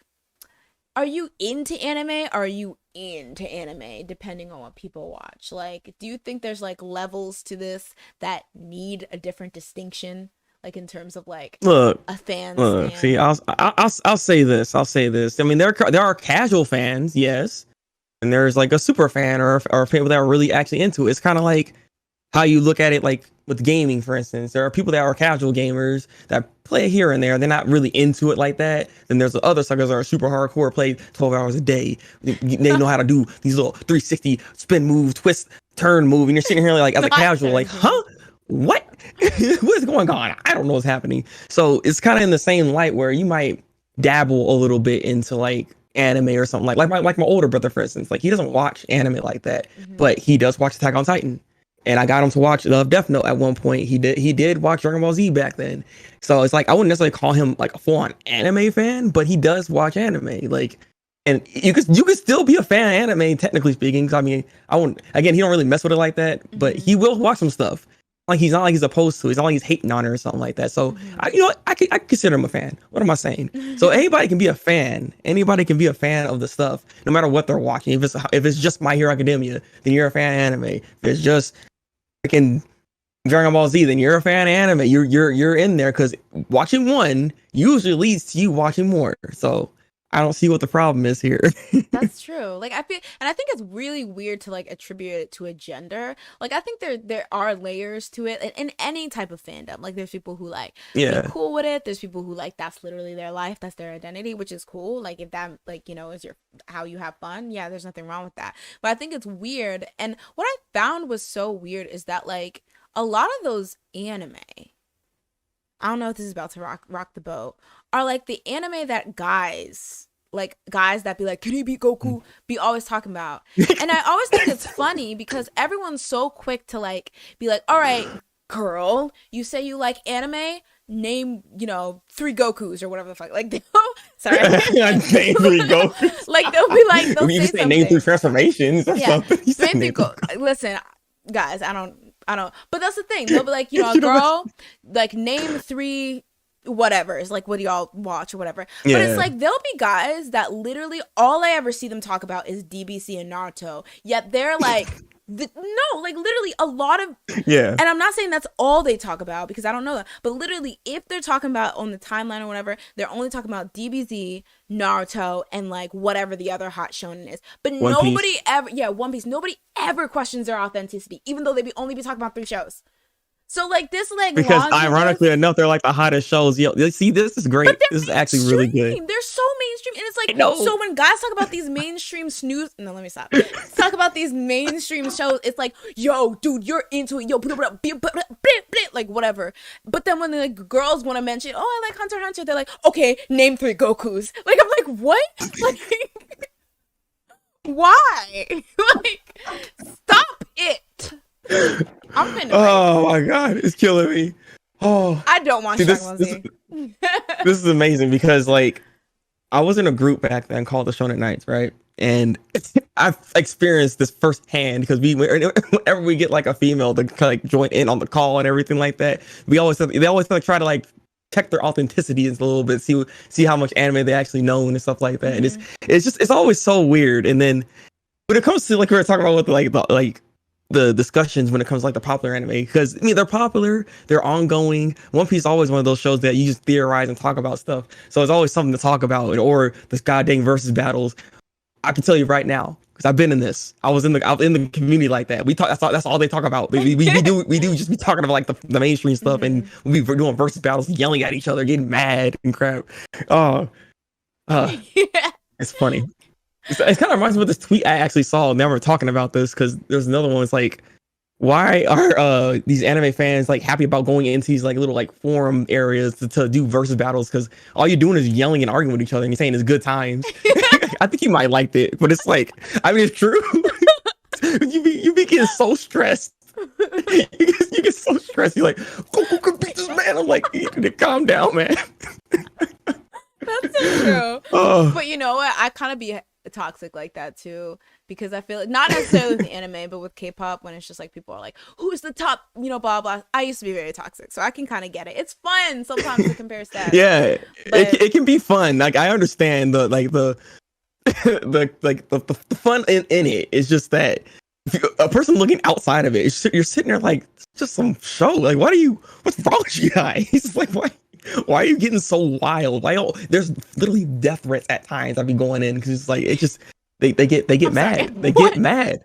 Not death threats. I'll meet you at your house. Goku can beat you like I'll beat you. Like I was like, okay, I don't need to be a part of that. I think I am good. It can be chill. It can be chill though. It doesn't always get to that point, Okay. but there have been those moments I've seen. Okay. Okay, I was gonna say that's the life and death right there. That's Quinn Declan right there. But yeah, it's just like it's really weird what like I get it. Like, don't get me wrong, I understand why things like DBZ and One Piece and stuff like that, you know, are so highly respected. One thing that Andre just pointed out, like a lot of people be living Sailor Moon out. Like they be like, oh, you have to know all the Gokus, you got to know all the, you know, tuning exams, you know. But like it's like when you ask him about anything else, they can't answer a single question about Sailor Moon. They can't answer about anything like a lot of the epic like shoujo manga or shoujo like stories and things like that. True. And it's like, so who decided that you didn't have to know these iconic shows, but if you know these 3 iconic shows, then you're in that for real. Like it's or they just be knowing one show, and as long as it falls under that iconic list, they're good. But it's like if you're a girl and you only like, you know, watch like Fruits Basket or something like that, then like it's in like Orange High School, some stuff like that, things that are iconic in their own right, all right, it's obviously like no game, you have to know all the Gokus. So it's just like really really annoying, and I thought it was like weird because I don't think the original person who tweeted it was taking themselves that seriously, but it brought up a lot of good points, because it's like, okay, also those are great shows. So now women have to have bad taste? Like, what are you saying? Like, yeah. So the women gotta watch Brave 10. All right, don't watch that show. Don't watch it. It's really bad. It's bad. Don't. Is it like ecchi bad? Like where it's just like? Oh no, it's not even like ecchi. It's just This show's called Brave 10. So there's 10 suckers, right? Show only has 12 episodes. It only has 12 episodes. For some reason, this show said, go on, like evolve. Like we're gonna get each character in each episode. There's 10 main characters. How you gonna make a cohesive story introducing each person in each episode, and you only have 12 episodes, so you already know it's gonna be rushed at the end. It's like, what the heck is this? I was upset when I watched that. Yes. Oh, I hate things with bad pacing. That's the worst. Oh yeah, there's that one tweet about what's your Mount Rushmore of anime. Oh yeah, true. Oh, I saw that too, actually. Yeah. See, the thing is, I was like, are people like fighting over who are like the ultimate goats or who are their personal goats? Because people have to understand, not everyone's gonna have like Dragon Ball Z as their personal favorite show, because some people just don't mess with it like that. Yeah, I think it's just like it's more of popularity and impact of what the show's done throughout the anime community and the influences that it had. That's why Dragon Ball Z is always going to be mentioned, because Dragon Ball Z is literally the most popular anime that there probably is. So yeah, exactly. Don't get me wrong. I will never watch Dragon Ball Z, and I don't find it interesting. But like, I will never like doubt that that's like an iconic show, because y'all won't stop telling me about it. No, just kidding. But people will like never stop. Let me stop. No, because the NEB Goku crowd will find me and like literally end me. So let me stop before I get killed. But yeah, maybe that's the person that Leanne had a bladder block. Oh no, they found out we were streaming. They're like, she said Goku was trash. But yeah, yeah. I mean, my anime Mount Rushmore, I couldn't even do it because like I literally become obsessed. Like I'm susceptible to recency bias. So if I like Hiro Taka would probably be on my anime Mount Rushmore just because I'm from Multicore because I really like him currently. But so it's like if I had to do one, it'd probably be something similar to what I saw on there. Now I don't necessarily like, it's not none of those shows that necessarily my favorite. Like Dragon Ball Z is not my favorite show. I just want to throw that out there. Like it's not even in my top 10. You want me? I look, someone got this shirt for me. All right. It's a nice shirt, so that's why I'm wearing it. But it's not like my top favorite. But I understand the impact and the influence that it's had. Yes. The amount of like shows that try to rip this off. Like One Piece has elements of Dragon Ball Z. Naruto has elements of Dragon Ball Z, and these two are like iconic too. They're gigantic shows. Like One Piece would be probably on there too because of the influence and things that it has done, and it's still doing to this day. Mm-hmm. You know, so if they're gonna go based off of that, I can see where you're gonna come in that realm. Mm-hmm. But like if I was doing based off my favorite animes, that'd be a whole different. The thing would look way different. Yeah. Like my Rushmore would look way different than that. So. Mm-hmm. But I'm thinking that's what they're trying to do, and I don't think there's no real reason to really necessarily argue against it. I don't think unless they put My Hero on there, because My Hero has yet to make that kind of that kind of move. All right, so we need to calm down if you're trying to put that up. Oh no, I think Demon Slayer was on there. Now I'm thinking about it. There was one I saw. That's like debatable. Deku. That's debatable. The kid from Demon Slayer. I think Asta, which. I'm sorry, Black Clover. You know, I'm not even going to slander Black Clover fans because I have not watched the whole thing. So maybe after episode... I'm very close to the end. Oh, really? I'm getting there. I'm watching on Tsunami right now, and I think we have 20 or so episodes left. So I'm almost there, actually finishing the show, because the show actually ends. Oh, wow. The anime stopped. So no, the manga's still going. The manga's still going. It's just the anime stopped. So wow, I did not know that. Yeah, well, let me not slander it because I definitely only watched like 40 episodes, but which like is a lot.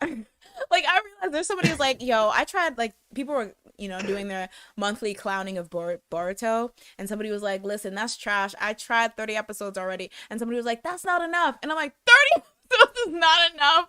No, we can't do that. That's the problem. That's literally the problem with Black Clover. Black Clover is like one of those shows that's like after 100 episodes, that's when it gets good. But at that point, you're just invested because you watched so many episodes. So it's like, is it really good, or are you just preconditioned to like it at this point because you've watched so much? That's true. So I don't know. Like Black Clover, like I said again, isn't for everybody. Asa is a character that can be very goddamn annoying. He does get better later on, but it takes a while for that to happen. So if you watched 30, 40 episodes, I can see why you still probably wouldn't like it, because he doesn't get that much better within those episodes. And that's not, like I said, that's not good. Like their start for Black Clover is shaky, but when it gets good, it gets real good, because especially when the animation comes in, that's when you know they start actually trying, because the animation starts. chef's kiss type of stuff. So See, I always get FOMO with that too, and that's why like I even give stuff like even if I knew I didn't like it the first time I tried, another tries because when people rave it and they're like, if you get to this level, like even though like I'm like, oh my god, I should not have to watch 395 episodes like before it no, gets you good, shouldn't. but like at the same time they're like, but when it gets good, you will be reborn again, and I'm just like, oh, I don't want to miss out on that because I love a good story, so I feel like people always like taunt, like that always hangs over me. I'm like, am I really like if I just but is there something maybe alternatively I can read or something like that, so I don't have to sit through those episodes where I would find it boring. I don't know, but yeah. I don't know.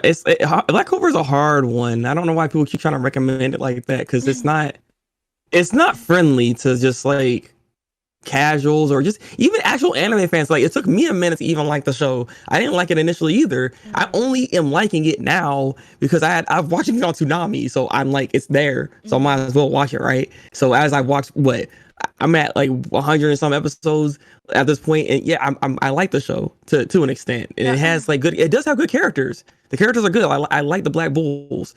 It's just oh yeah, they're cool. I don't know. There's just something about the show that it's not thing that everybody can just really get into, and it takes too long to get into.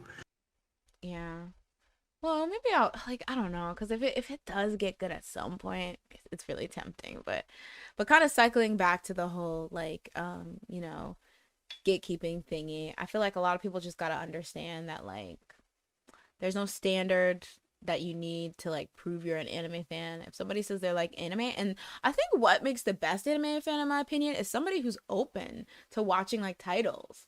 Like I would rather respect somebody, no offense to I guess I don't know if this is offensive, that like maybe has only seen a few shows but like is open to seeing others than that the ones that only stick to like those big three shoujos that they've been watching since middle school. Like I feel like that's Because now more of now an anime now you have to fan. actually like question you, sir. Because why are you just stuck on 3 shows? Like there's so much more anime out there. Like what are you doing? Like you need to broaden your horizons because anime. There's so many stories. Yeah. Anime is literally for everybody. There's something for everyone that like when it comes to anime. You can't not watch anime and be like, man. It's just like we have that preconceived condition and notion that anime is tied with hentai apparently, so that's why people just think you're weird. So we've talked about this before, so it's just like that's like the hurdle we have to still get through. I'm like, what does that say about you if that's the automatic connection you make? How do you even know what that is? Exactly. Person who claims to not know or be into it. Let me see your browser history. Let me see your browser history real quick. Hand it over, sir. Andy asked a good question. Then instead of impact on anime in general, what about something that impacted you personally? So I guess like maybe an early on show that you were like, well, okay. that'd be more or less something akin to like your favorite anime. Then like it still wouldn't necessarily, I guess, wouldn't be on that Mount Rushmore because it needs to be able to impact the audience as a whole. You know what I mean? That's like. Well, what's your there is a Mount difference Rushmore? with it. What's your Mount Rushmore? Like, even though you kind of started on it, what would be your yeah. Mount So Rushmore? look, all right. You already know Attack on Titan's on there. Like that's Right? obvious. Attack on Titan's on there. Aaron, not Put my even boy Aaron. Levi on there. Yeah, I was gonna No, say. not even Aaron. You put Levi on there. 4 Levi's. Let's go. We done. I mean, but if I be that, I guess JoJo, because I mean I do mess with that show quite a lot. I'll put One Piece there. Why not? Because I've watched I don't know how many episodes at this point. I'm too far ahead in this thing, so I mean it deserves to be up there. Like why not? See that third one though. I mean the fourth one though. What would it be? I might have to come back to you on that one because that one is a little more tricky because I don't know. It's a 3-headed Mount Rushmore. That's fine. Yeah, we can do right now. That's what it is because I don't know if I can put another one on there because like I said I don't like well you know what he's so basic though, but I guess I could put Naruto on there. It's because of how it impacted me, like we were just talking about just a second ago. Yeah, there's nothing wrong with it if it impacted you. The thing is, I'm never clowning like basic stuff or like mainstream stuff or whatever because sometimes there's a reason it's mainstream. It reached a lot of people. Yes. Like there's nothing wrong with that. I just hate it when people are like, if you don't like this or if you weren't hanging with this, then you're fake or like act like it's like prerequisite to like be a fan. I hate that. Like that's really gatekeepy to me. Yeah.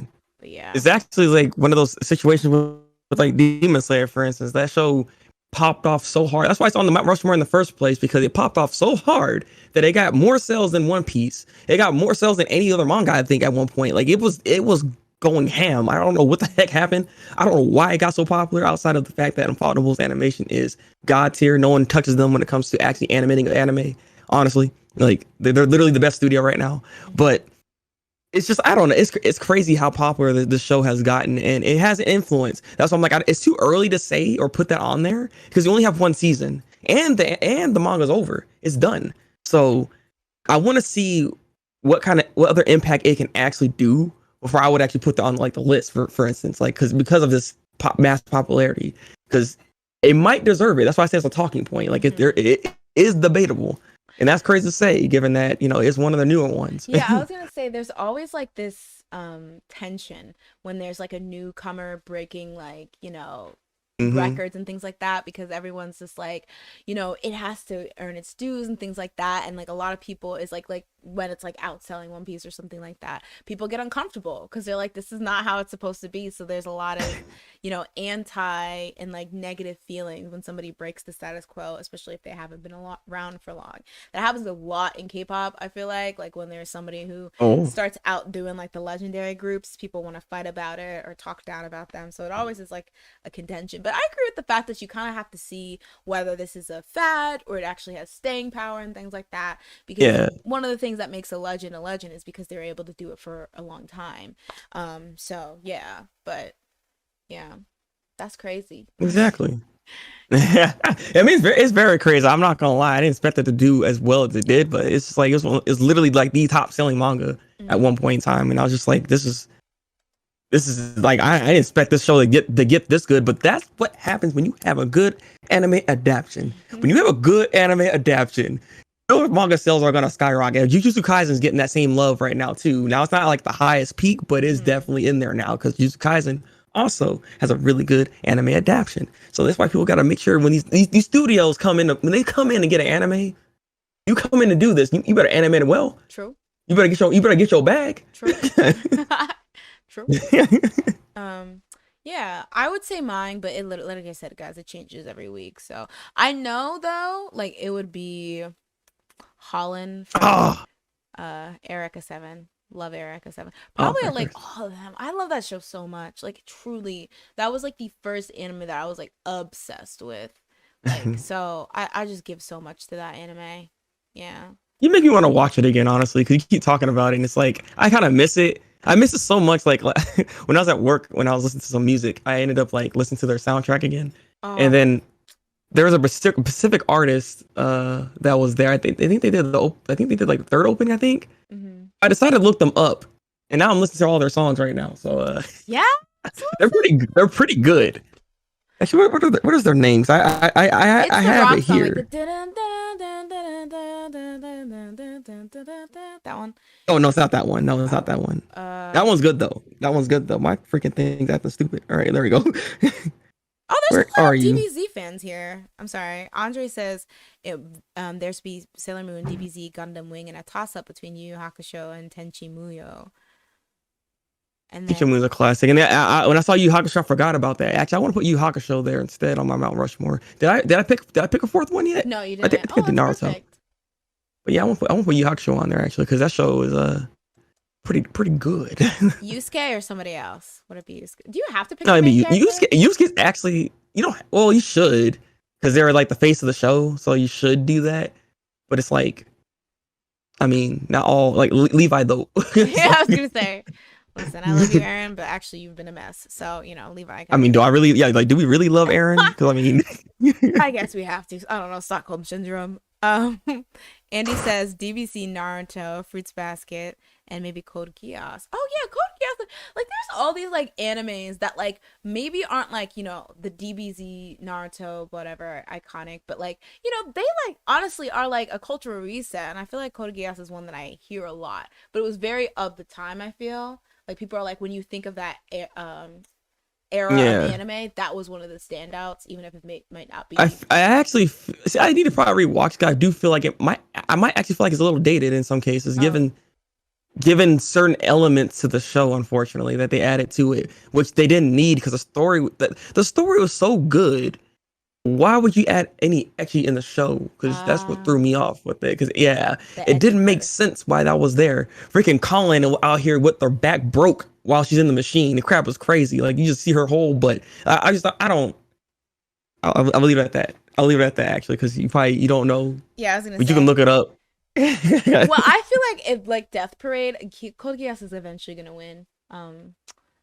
When we vote for our anime, so I'm gonna wait till we watch it in the because I Oh feel like we really? will. Yeah. Yeah. But other than that, another thing I wanted to bring up just shortly is that I saw this really interesting tweet. Oh, unless there was something you wanted to bring up. Sorry.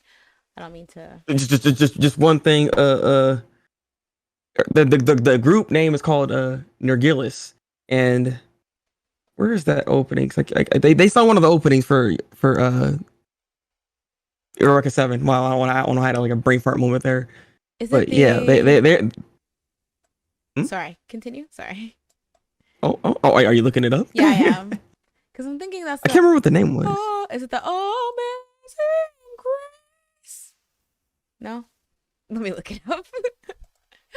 Amazing Grace. Wait, The fourth what opening were you ending. listening to? The fourth ending, it starts with a yeah, Sakura. Cherry blossom. Da, da, na, na, na, na, na, na, Oh, na, na, okay. na. But it's like in the beginning there's some ladies like Oh, they do that. I don't. What, oh, well, I guess they do that. Well, no, I guess they do that. I guess they do that, right? Okay, Yeah, I was actually, gonna say, I'm talking about. did That's I true. make that That's up? true. Oh No, my god. I was just like, I'm like, all right, snap, operatic queen. Like, there's just, I was like, how did they get the sample cleared? Like, okay, you snapped. samples. You think they care about that, guy? They're like, no, we're taking it. We reworked it. But yeah. Yeah, I hate when like the thing is I'm somebody who watches anime. I know of fan service. I know the booby grabs and things like that. But yeah, it can sometimes get unbearable and it's just like really annoying. It's just like, oh god. Yeah, yeah. Like I said, I don't know why they, especially with Code Geass, it really threw me off. I was like, the show is so good, but you have this in here, and it's just like there's like they even had like an episode where it kind of was like a throwaway, and it's just like why. We don't need it. Like Lelouch doesn't need this slander happening here. Like you're messing up the show. What you doing? Slander. Yeah.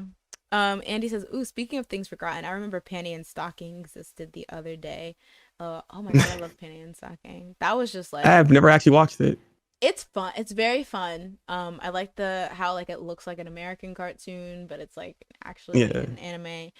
It's very raunchy, very sexy, very fun. Like, From what I saw, there's like things I've seen, and it's just like, it's good. okay, that's what we're doing. I remember You when it said it's came good though. out, Okay. like it had a chokehold on the cosplay community. Everyone was doing all the characters from it, and it was great because it was fun, sexy. You could be look cute. It was great. Great show. Did you do it? Did you do it? I wanted to, but I was kind of like I don't know how young I was when it came out, but definitely I feel like I was like too young that I knew if like my parents saw me. Oh, Right? okay, yeah. Although like their plain outfits are fine, and even like their angel transformation outfits are fine. But what are the two demons like Scanty and Thong or something? There's like they're like arch nemesis. What are the like? You guys probably know.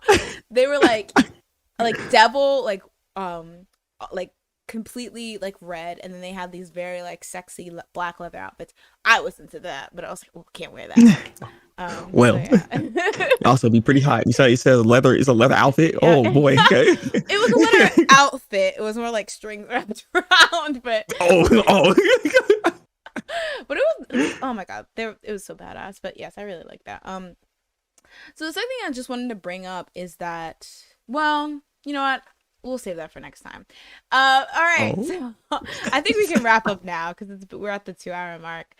So make sure to come next time if you want to hear the mystery topic I want to talk about. But yes. So we just wrapped up 1, 2, 3. So we're gonna do 4 through 6 episodes 4 through 6 for next week. And break. Any last words? I Hands up. Oh no. Yeah. I got a new fade. I cut my hair today. Oh, yesterday, so I did that. Yeah. I try to keep myself fresh. Nice, nice. All right, guys. So, thank you again so much for coming. And tomorrow I'll actually be on YouTube because I'll be doing the Daily Dose. I had a bit of a switch of schedule. So, the Daily Dose podcast will be tomorrow on YouTube, 9 p.m. EST. Break, do you want to plug what you're going to be up to for the rest of the week or next week before we wrap up? Well, next week I'm starting a new game. I just finished World's End Club yesterday. So now we got a new game coming, which is Scarlet Nexus. It looks pretty fun. So I'll be having that go on Monday and Tuesday. So maybe I might see one of you guys there. I mean, I appreciate you just dropping by real quick, saying hi. Yeah, so make sure to stop by. So thank you guys again, and we will. But Pink though, aren't you forgetting something? What? What are you watching? Oh my god! Yeah! Oh my god! Yeah! Oh my god! I totally forgot that. Okay, guys, just kidding. So what am I watching? So, what did I watch this week? This is not anime related, but I watched Luca, over the weekend. Oh, Which is that new, I believe it's Pixar Disney movie, about the Italian sea monsters. That was a beautiful little cute story. Definitely like kids, like it was very kid friendly, but it was very, very cute. Today I I need to watched watch an it. anime this week. Um, She's thinking. yeah, I'm trying to think. I think I tried Mhm. something, but I'm not sure. I can't remember what it was. So apparently it wasn't that Dang, good. obviously it wasn't good then. It wasn't good. Apparently it was trash. No, just kidding. Dang. But yeah, I can't really remember. So break, what are you watching? And what are you guys watching in the chat? I started watching this show that came on Netflix called Record of Ragnarok. There's a lot of spice going on with that show, actually. The anime community hates it. My opinion is completely different from theirs. The show actually not that bad, but they making it seem like it's the worst show ever, and I don't know why. Well, I do know why. The animation's not that great at points, and I see it, but I love the spins on how they do with the characters, because all the characters are gods basically, and it's pretty much gods versus humans. That's pretty much the story here. Gods versus humans, and if they're gonna wipe out the humanity because they're kind of trash and all that, but there's a person that decided to actually, what? Why not do a tournament instead? Have some fun. But some of these humans are freaking OP as heck. Like Adam, like Adam Eve, like Adam, that dude, yeah. Oh, so There's it's a like whole based off biblical stuff? yes. Oh, They have Lu Bu facing off against Thor, if I'm not mistaken. So that's kind of cool. Wait. yeah. Huh. Wait, why does the anime community, why don't they like it? Just like the adaptation is bad or something? That's pretty much because they keep saying just read the manga because the way the anime did. Granted, Thor versus Lu Bu was fire. I love that fight. It's more concerning with Adam facing off against this older guy. I can't remember his name at the moment, but this other guy. No, it's not. Is it Zeus? No, I think it's Zeus. Zeus. But yeah, they had this whole thing, and I'm not gonna lie, the animation was a little shoddy there. They kind of got a little lazy. It felt like because Lu Bu versus Thor was 5 episodes. 5 episodes long. Wow. Like that fight was long as heck. I didn't expect it to be as long as it was. So going into this one, I guess they just said, let's drop the budget a little bit or something, because it was kind of shaky. I'm not gonna lie, but it's not bad. It's not like I've seen worse. Basically, like I just really got back off of Neon Genesis Evangelion. I was just telling you about that. How like the last 5 episodes were just trash because like how the animation was. It was like the budget was gone. So I've seen the worst. Mhm. So actually watching this, it's like it's not as bad as what they're making it out to be. And honestly, I don't know, because it's my first like exposure to this, right? So getting to see how they do the spin on Adam's character it's so cool. Like I like what they do with the spins even with Thor and Lu Bu and how they kind of like expand on their characters. It's something that I honestly just watched based off of that alone. So I do like it. So that's why I like the show. The way you're excited about it makes me want to just hop on and watch it right after this because it's like the enthusiasm. It sounds really cool. Y'all know that I'm not like super into fighting, but if you say it's cool, like if there's like some strategy and stuff going on there, I can get down with Yes. that. So that sounds really I awesome. will say this. I will say this though, because I think Netflix just loves doing this at this point. But there's a lot of blood. Oh, There's decapitation. So just be warned.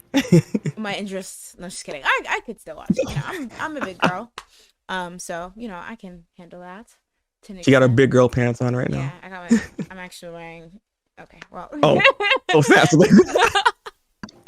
They're like the fact that I can stretch it up. It's super spandex. What?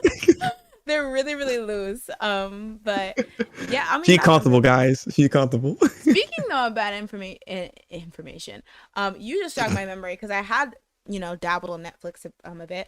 I was rewatching Psyche K. Great show, hilarious. It's a comedy about a kid who has psychic powers. However, he wants to remain under the radar. He doesn't like attention. So the fact that he has superpowers, these psychic powers, naturally would make him main character, material. But he just wants to kind of lay low. So it's kind of about him having those powers, like keeping them a secret, and also trying not to get a lot of attention. And then I was really excited because I found out Way of the House Husband is on Netflix. Oh. So I was excited to watch it. Oh. Y'all did not tell me this was a PowerPoint presentation. There is no animation. I was confused. Y'all. And I was so excited because it seems so cute. But I fell asleep partially. I might try to watch it. I might just try to read it, honestly, at this point. But I was like, where's the anime? I thought it was stylistic at first when it was like showing me the damn slides in the first episode. So I was like, all right, let me stick with it. And I was like, nah, this is the PowerPoint slide. No.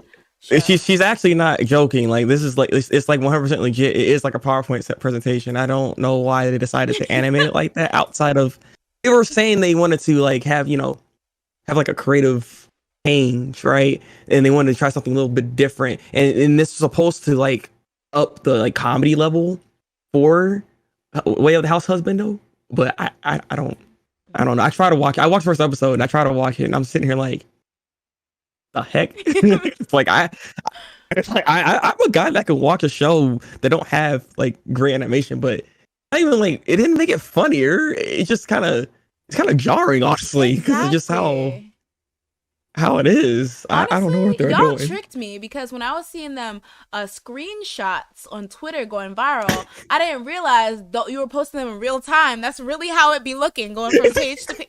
Y'all played me, but I'm still gonna try to watch it because I think it's a cute concept, and I love a man who's like, simps for his wife. So, but I was disappointed, y'all. But yeah, you're pretty much with everyone here because everybody was kind of disappointed in it because no one saw this coming. No one saw this coming. I didn't know that was a problem. I've only seen good things about it, so I was like, wow, y'all really skipped the fact that this was stop motion. What claymation? Like, what's going on? Whoa! Wait, claymation could be good, all right? Claymation could be good. Let me not come for it. It was a flip. What is those like? Those flip notebooks thingies. That's what it basically was. It was wild. I was screaming. Even those can be better than this because it's true. Like it's. I'm kind of slandering those things for no reason. Leanne says, I heard the live adaptation of Way of the House Husband is better. Maybe I'll check that out too because I love a good. Yeah, I heard that same thing too. Actually, okay, I'll check that out. That could actually be an anime club thing. Actually, I'm just throwing it out there. Perhaps technically is based off of anime. That would be. I think that for our next thing we should do like anime adjacent. I am still saying we should watch the live action Death Note movie, the one with Nat Wolff from the Naked Brothers band, just for funsies. I know it's a mess. Wait. Naked Brothers band. That's who that guy is. Yeah, you didn't know. No, I did not. Oh my god!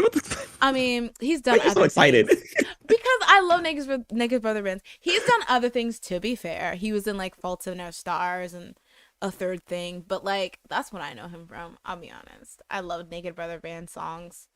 Crazy cars that take me no.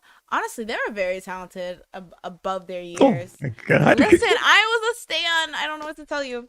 But yes. So thank you, Rick, for reminding me because I almost skipped that. But once again, Sorry, Audrey said girls trip and I am watching that. Listen, it's for funsies. Don't worry, when Halloween comes around, it will be host's choice, and I'll force Break Ooh. to also choose that along with me. I'll bully you. Well, this about to be a freaking scary Halloween for me. But yeah, we'll watch it. You'll like it. Don't worry. It's fine. All right, guys. Thank you so much for coming. Another successful, fun, cool, fresh, funky episode of the Anime Club with Break and Pink. And I look forward to seeing you guys next time. Bye. Yes.